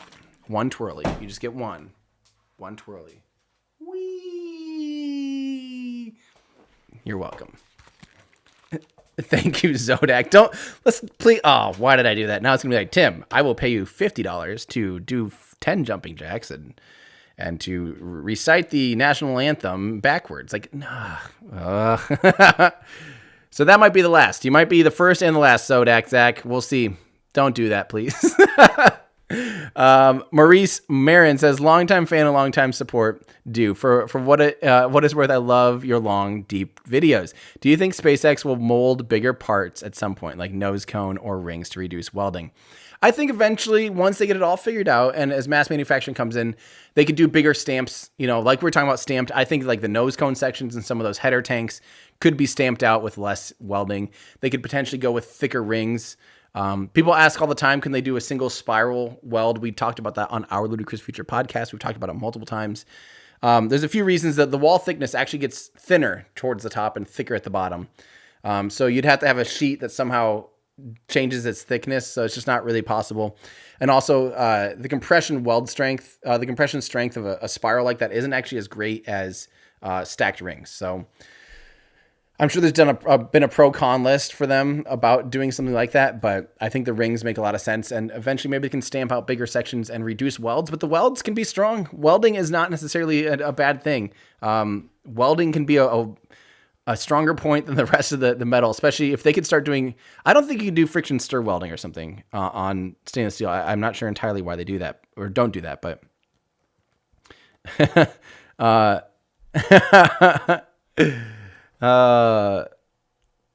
let's see here. Oh, that's really cool. Dylan in our Discord is talking about seeing some of the behind the scenes stuff for Kimball's big greens and square roots growing containers. That's cool. I'm excited for that. I need to look into that more. This is from Eric. Thank you for the pair character. I really appreciate that. We have a new member from Scott65. We have Pradeep saying, go SpaceX. Hopefully go SpaceX either later today or this week. I'm nervous now that the hurricane might... Yeah. This is from sort of decent gaming. Sorry that I am so late on this. But where do you look to see tanking and deventing? We see it... the tanking is, you'll see a little bit of a COPV or like a little vent kind of coming from near the bottom, near the black COPVs in the bottom of the vehicle. Detanking is near the top. There's two that shoot out on the right side near the top, at the top of the oxygen tank and the top of the liquid methane tank. And those will either, they were barely visible today because of atmospheric distortion and just something to do with weather. It just wasn't very visible. But other times it's extremely obvious. So I'll do a better job pointing that out next time. John Moore, the Boca Chica factory is impressive, but it all looks makeshift and temporary. Are they planning to build more permanent infrastructure? So John, for now, they're just doing what's cheapest. Again, everything they're doing is cheap and dirty and quick because let's learn how to build and fly this vehicle. And eventually, of course, like it'll all be replaced with a 21st century, beautiful rocket factory once they really have it down packed. But for now, like this way, they can be modular. They can not waste, only waste a couple $100,000 if they have to move a tent or something, instead of wasting millions if the way that they're doing so Elon's all about the manufacturing. He says manufacturing of a rocket is 1,000 times harder than building it in the first place. I mean, I don't know anything about manufacturing, so I don't know how to say that. But by trying to solve it hardcore first, while you're still trying to learn how to build and make the rocket, that does sound like a nightmare. And it sounds like some of your assumptions at the beginning of making the rocket could totally change as the rocket evolves and as you learn how to build them. So why would you completely, shoehorn yourself into a vehicle design like that? That is, and have all this infrastructure for a design that's still changing. So the idea is like basically do it as cheap as possible to get you to the results you need to get to the next step, and then iterate from there and make improvements. Eventually, that whole place will look super different someday, but for now it is just cheap, dirty, and fast, whatever gets the job done without any of the frills for now. But you know how Elon likes things to look good. So eventually he'll want a 21st century factory, but for now, just, yeah. This is from Raptor and Lana. I got to respond to the guy that said he wants to eat garlic bread in space one day. You need goggles so the crumbs don't float into your eyes. Oh, garlic bread in space does sound awesome. But yeah, the crunchy, it can't be too crunchy. Maybe a gooey garlic bread. But yeah, you're right. If it was like crunchy garlic bread, just, yeah. Thank you very much, Chad. Let's see here. Oh man, I can't even pull this one up. It's too big for the thing. Weird. Why did that happen? You should read Christopher Dunn's book on precision technology and machining in ancient Egypt. He has a precision machinist in Danville, Illinois. I've never heard of that at all, but that sounds... I don't really read books. I'll do audiobooks when I'm on the road, and I'll watch documentaries at home, but yeah, reading... Ooh, no need to wait on the garlic bread. Oh, that's right. There was garlic bread on the edge of space. That's right. I did hear about that. That's funny. Hello from Moscow. Keep up the great work. Awesome. Thank you so much. Defined. Hashtag defined. I don't know. Thank you for saying hi. Of SLS, New Glenn, Omega, Vulcan, Ariane 6, and Starship, which 2021 rocket do you think will actually launch next year as planned? Okay. Omega, no. Omega's pretty much gone. SLS, maybe. It's currently in November, which probably means it'll slip to 2022. Oh, Vulcan, I think I have the highest faith of Vulcan flying in 2021, honestly. Orbital, all-up flight. Starship doing an orbital flight, like I said earlier, I don't think so. I would love to be wrong. I hope I'm wrong. Elon, SpaceX, please prove me wrong. Get that thing into space way before the end of the next year. and prove me wrong. That'd be awesome. But there's still a lot of stuff to be done before that point, and a lot of lead times on things like tanks and all that stuff, that there's a big amount of infrastructure that has to be done, which they're working on. So that's the crazy part. But I think Vulcan is most likely to fly. They get the priority on the engines on the BE4. So they only need 2 BE4s to make Vulcan fly. New Glenn for Blue Origin needs 7 BE4s. So the first ones off the bat will likely go to the Vulcan, and they'll fly an operational payload right away as soon as the engines are ready. So yeah, I think Vulcan's most likely to fly. Ariane 6, I haven't heard too many updates, but I've heard 2021's not necessarily looking so good. But I think I'd put my money on Vulcan being the one that flies in 2021. So we might only see one new vehicle truly fly next year, besides seeing Starship development stuff and 20-kilometer hops and cool stuff like that. But as far as an operational rocket, I think Vulcan might be the one to bet on, in my opinion. Asking, how's it going from a Shiba dog? Well, it's going great, except for the scrub today. Why do they... What's WDTY? What is WDTY? Why do you think you? Everything Elon is doing is towards Mars, but there's nothing for agriculture. What's your take on automating agricultural industry? P.S. Don't worry about the name; it's hard to pronounce. Okay, good. Why don't they just why don't they just, WDTJ, maybe just a little typo. Yeah, why don't they just, everything is, we actually just talked about that is something Kimball is working on, actually, is how do you send like shipping containers of food that can grow and sustain a colony.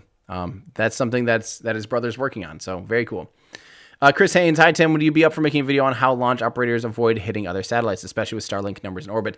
That's supposed to be part of my pollution part 2 that I'm very shy to even work on now, because part 1 flopped hard. Like, I spent months and months and months of research on that video. That was the hardest I've ever worked for a video, and it had the least amount of reward. It still only has like 500,000, but for working on it for months, it was not worth it. I thought it was going to be a huge one. I thought that was a question that I get all the time. But yeah, it's really, so I'm gun shy about doing part 2, but that is supposed to be part 2 is basically space debris. And what are the effects of space debris and potential like that, and including not even debris, but massive constellations. So that's something I want to do, and I want to get quotes on, but that will probably wait until next year at this point. But yeah, I'll do something on that for sure. That is definitely the plan. Hi from England, followed you for a few weeks, so enjoying catching up on the older content too. That's great. Good luck when you get back to the stuff that's me in a spacesuit. You're gonna be like, what is going on? You're gonna see you'll see some big changes. But basically, from end of 2018 on, or early 2019, we got pretty well settled into a format that's, I think, a lot better. So I'm a lot happier with the quality of videos. I think like the new Glenn video was one of the first that I really tried to up the quality a lot and really work on graphics and really work on, all that stuff as a priority over like just the script. And then from there, we've just been iterating on it, trying to make it better and better. I'm a huge visual learner. There's not always the best visual representations of the stuff that we're learning. So that's why some of the videos take so long, is we do want good visual representations. Andrew's been working on an animation for the past week on how we can show you the 2 different orbits in kind of, real time, or like relative real time with each other between Apollo and Artemis. And I think that's awesome. So this is not a Voyager t-shirt. This is an F1. Like I said, I did fix that link now, guys, in the web store. If you want this shirt today, it's 10% off by using coupon code LaunchDay, all one word. It is the F1 shirt, and it's really cool. So yeah, LaunchDay, all lowercase, all one word. Use that coupon code at checkout at shop.everydayastronaut.com, and we'll take care of you. Thanks, Dave Taylor, for the membership. Means a lot. D2W Studios, do you think SpaceX will build larger tanker orbiters, i.e. orbiter can hold a full Starship worth of fuel, can be filled over time, no rushed launches? No, the math doesn't quite work out that way. There's never going to be a rocket. So, maybe. I think eventually Starship is just going to be this architecture where we keep some vehicles in space, like the lunar Starship we're seeing, where it doesn't have all of the landing hardware. So you'll just have like tugs that have a lower dry mass of like 50 metric tons or something, or even lower than that, like maybe a 30 metric ton cargo tug that goes to and from the moon that can take a full, 500 metric tons of fuel. But to get 500 metric tons of fuel, you'll still have to have, or maybe they'll make, maybe someday they'll make a tug that only has 150 tons of fuel, a smaller single Raptor vacuum optimized tug or something that just flies around and it can be refueled in a single Starship. Stuff like that. There might be some possibility there. Sorry guys, I'm like losing my voice already. I've been talking too much this morning already. We are at like 2.5 hours. So I'm going to try. Oh man. Let me rapid fire through you guys' stuff here. I'm sorry. I'm just like totally losing my voice. Nolan, any word on when next Starship presentation will be held at the facility? General public be able to gain entry? Probably not general public, especially with the pandemic. I'm guessing it'll be pretty limited to press, and it is supposed to be this September again. So hopefully stay tuned. I'm supposed to have a full walkthrough and tour with Elon this year. So we'll see. Was kind of been put on hold because of the pandemic again. So we'll see. So thank you also to Jay Frocon. I really appreciate that. Yay. Good. Thank you. SSG Stanford. It's quite the script. It's coming along. We're pretty much done making some tweaks. There's some things that are tweaked, but we did a read through the other day. So crazy question, but you do think it's possible to create a Starship Heavy with 2 strap-on Starship boosters? Possible, of course. Of course, it's physically possible. They will never do that again, though. That architecture is worth way more trouble than it's worth. It just makes way more sense in a vehicle like this just to scale up its diameter and height. There's really cool renders out there. Someone made a cool super heavy, like tri-core super heavy with the upper stage. It looks really cool. They will not do something like that. Elon said over and over he wishes that they had not even developed. He even tried to pull the plug on Falcon Heavy before it flew because he just wanted to scale up and go Starship, because Starship, it just makes more sense and has plenty of potential still to just keep scaling it up to your needs. No need to do tri-core stuff. It just adds a lot more engineering than it's worth. You get the redesign and center core, and it just makes more sense to just scale up the whole vehicle. So that's what we'll see, I think, happen. Thank you to keep the Baran purchase dream alive. Oh my God, don't even remind me. I want to do that so bad. I need to. Next time I'm with Elon, I'm going to ask what he thinks about trying to save Baran and get those orbiters out of that building before it collapses. I want that so bad. I can't even tell you. Please do a video on different HAB proposals for Mars, hydroponics, radiation, Earth to Mars comms. There's no discussions. There's actually a lot of really good YouTube discussions on this stuff. But this is so... I don't like to do stuff that there isn't hard plans on. Hardware plans, architecture plans, not just speculation on like we could kind of do this. To me, that just feels, until there is, like I've been holding my mouth pretty shut about so many things because it's like they haven't happened yet. We don't have the actual. I don't want it to be a speculation channel. There's a lot of great futurism channels that do talk about that. I have a lot to talk about already, catching people up on what's happening now and the stuff that I have hard facts on and don't have to just speculate. So I probably won't be doing that until we have more hard information, maybe the next 2 or 3 years. But for now, a lot of that's just kind of like, well, they could do this. And it's just basically playing Kerbal Space Program with a script. But that's just kind of the way I feel about it. But we'll see. Maybe my mind will change. Thanks for the membership, NB Rider 1. Starship will newer fly. Maybe older fly. If you're going to insult a program, maybe spell it right. No, Starship will fly 100%. Why not? Like what? The people that say Starship will never fly have not paid any attention to SpaceX at all. Like you haven't watched anything. Getting to orbit was impossible with Falcon 1. They lost 3 of them. The 4th one worked. Falcon 9 was impossible. Way too ambitious because they went from just this little tiny stick to a way bigger orbital payload, 10 times the payload. That was impossible. They'll never fly something to the ISS. That's impossible. A private company can't do that. They did that. Then, they'll never win. Then they'll never land a rocket. Oh, guess what? They landed a rocket. Okay, cool. You landed a rocket, but you're not going to be able to reuse that. It's all torn up. It's just a pipe dream. You'll never be able to reuse the rocket. Oh, now they reuse them all the time. 6 times now. You'll never be able to fly humans. SpaceX isn't good enough to fly humans. They need to leave that to the professionals. Oh, wait, they actually had a flawless mission, DM2. Falcon Heavy never happened. Falcon Heavy can never happen. It's way too complicated. SpaceX doesn't know what they're doing. They're a bunch of kids. The average age of mission controllers was 26 for the Apollo program, so kids can do a lot of awesome things. People that say SpaceX can't do something have just not been paying attention.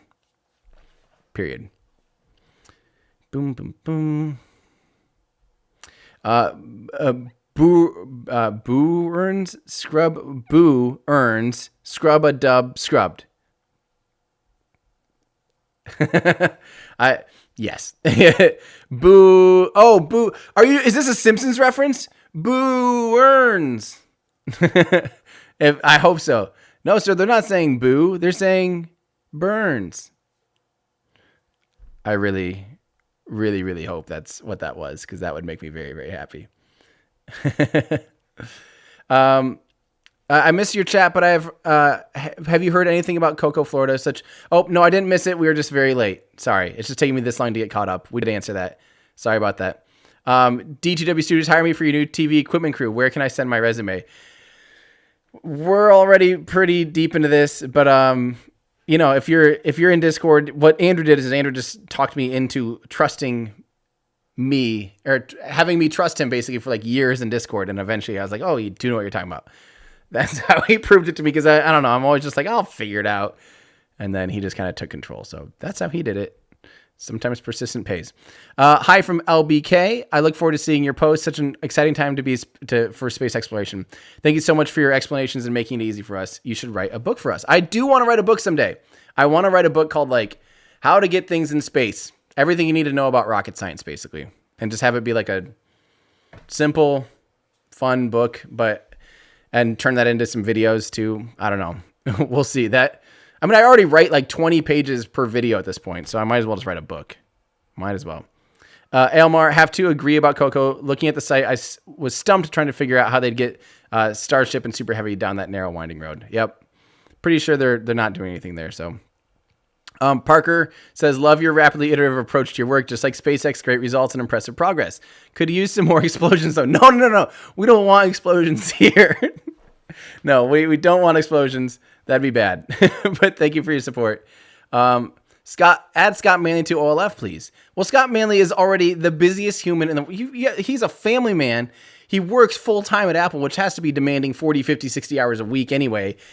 And he makes videos at a pace that everyone's insanely jealous of. He doesn't need anything else on his list. And frankly, the two of us would be talking over top of each other probably quite a bit.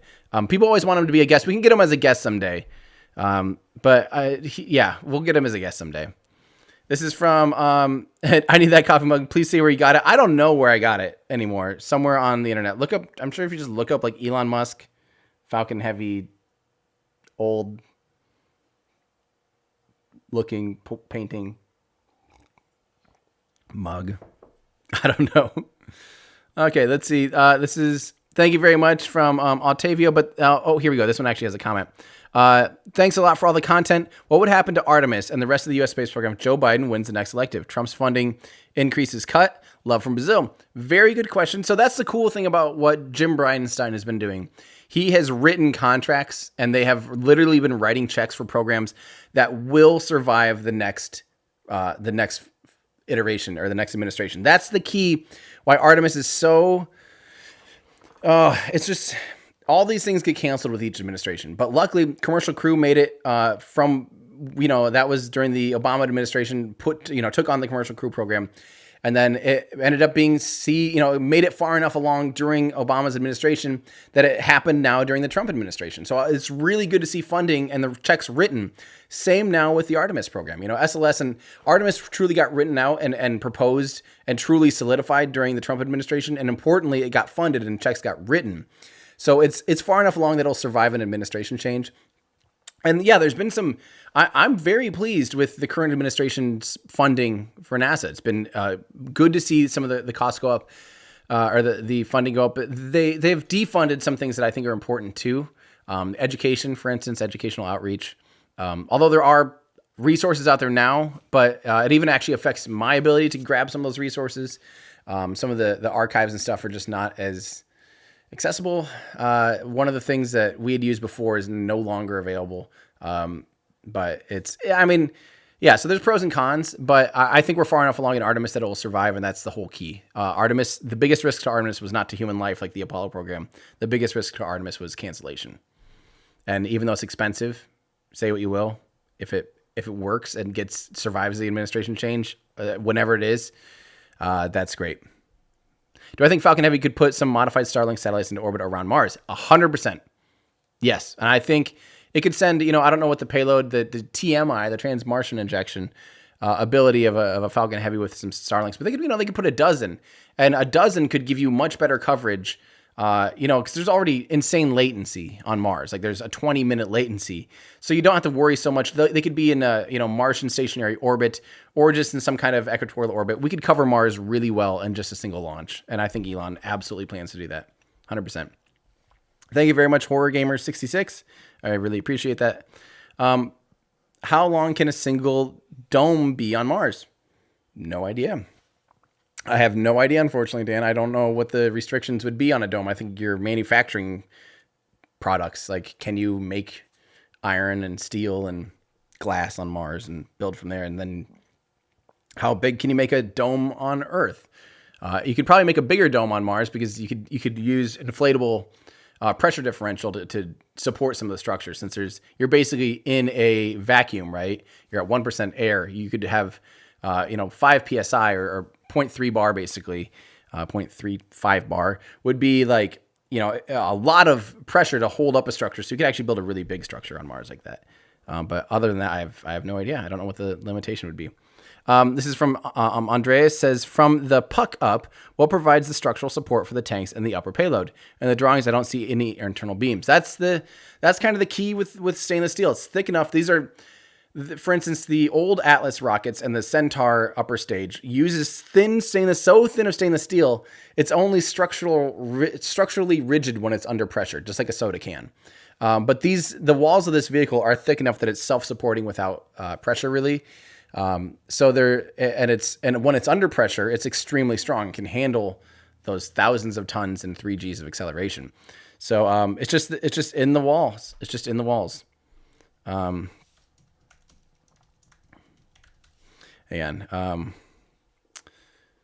yeah, so there we go. That's how that works. All right, Crew Dragon returned just a few miles from here. Have up to 25 /down /2 megabits per second from CenturyLink. So no broadband here. FCC defined as exactly as 25/3.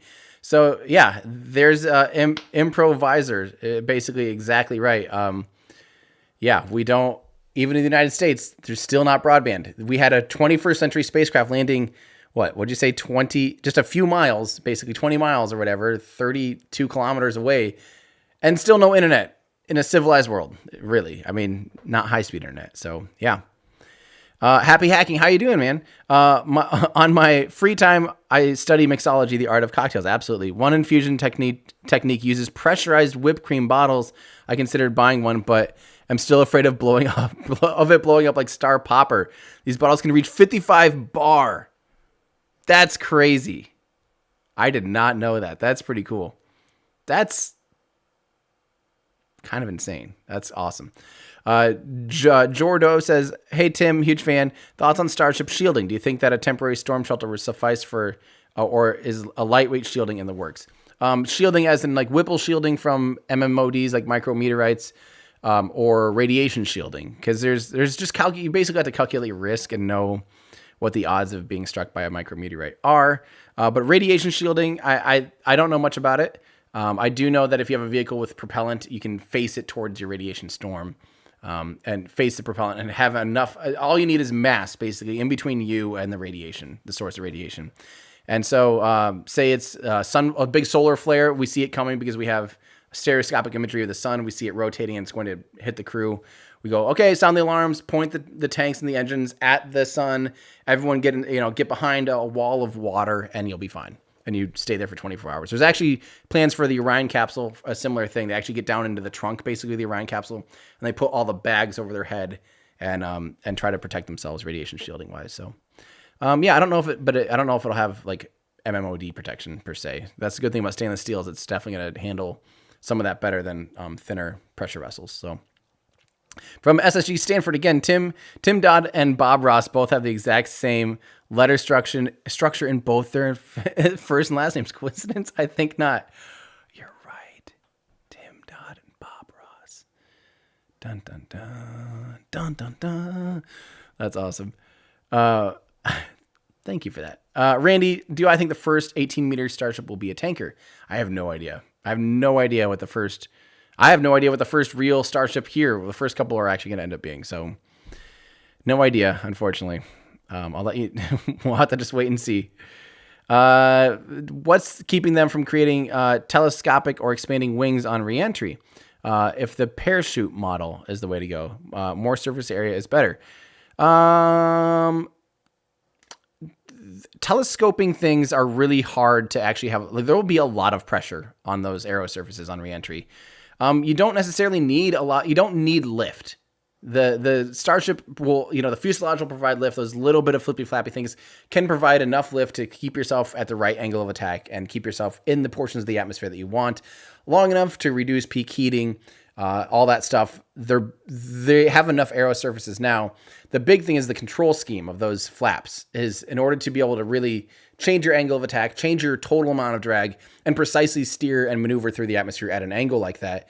Those flaps are doing their job of being able to control your pitch, yaw, and roll, mostly by inducing and more or less drag. So they know what they're doing on that. There is no need for expanding wings or anything like that. I don't know about a parachute model, but more surface area is not always better because more surface area, it's also more weight at the end of the day. If you have a telescoping wing, that's more weight, but they have plenty of surface area from my understanding, or that's why they have the Elon-erons, as I call them. The mug is on Society 6. Search Prophet Elon Musk. Thank you very much. That's the answer for those of you looking. Thank you. Do I think SpaceX will still land astronauts on Mars by 2024 as they predicted? I talked about this a little bit ago. Sorry. I don't think 2024. I could see the first uncrewed mission being maybe 2024, more likely 2026. I just am still hopeful that we will actually see humans land before 2030, like by December 31st, 2029. That's been my prediction for about 2 years. Is just by the end of the 2020s, I think we will barely eke it in. But I don't think 2024 with humans is anywhere near possible, unfortunately. But that's fine. It doesn't need to be. That is an arbitrary thing, but it's a great goal to reach towards and a good milestone to, really everyone be cheering on. So just tuning in. Is the static fire canceled for the whole day? For now, there's people back on the pad, so it's scrubbed. So I'm going to be tuning out here any second and get you guys sent on your way so that I can eat and do all that stuff and stop talking and keep our eyes open to see if they're trying again today. So we'll let you know. We'll just have to stay tuned and check Twitter often and check here, and we'll put up a thing when we're ready to do it. So Charlie says, do you think SpaceX will land anything on Mars by 2024? I don't know, but I could also see them potentially doing maybe in 2022 or 2024. What if they do a Falcon Heavy mission with Starlinks, so they actually have some infrastructure ready when the first starships get there? That'd be really smart and really cool. I could see them sending. I don't know about landing anything on Mars before Starship, and I don't know if Starship will be ready even by 2024 to land on Mars yet. We'll see. We will see. And also, thank you, Christopher. All right, I really appreciate you guys all tuning in and even hanging out this much longer, even after everything's done. You guys are awesome. I appreciate all the love in the comments. So yeah, if you guys, it might go again later today, so we're gonna stay tuned. But again, if you want to help support what I do, if you want to join our Discord channel, be chatting while I'm not on air and stuff, go to patreon.com/everydayastronaut. And also, if you want to support what I do, we have the web store, which is awesome. You can get some cool merch today. Like I said, this shirt, the F1 shirt that I'm wearing, is 10% off by using launch day coupon code at checkout. Yeah, and like I said, while you're at it, we do have the new full flow stage combustion cycle hoodies with lots of cool details. We have new keychains, new Future Martian 2.0 t-shirts, lots of cool new stuff. So get in there while you can, while everything's in there, and it's awesome. So, All right, guys, that's going to do it for me. I'm Tim Dodd, the Everyday Astronaut. Stay tuned to my Twitter feed. Stay tuned to here. Listen up. If they're going for static fire again, we'll try to send Rachel and Gene out there, assuming it's safe, and we'll try to cover the static fire again today. So fingers crossed. But until then, we'll catch you guys later. Bye, guys. Have a good one.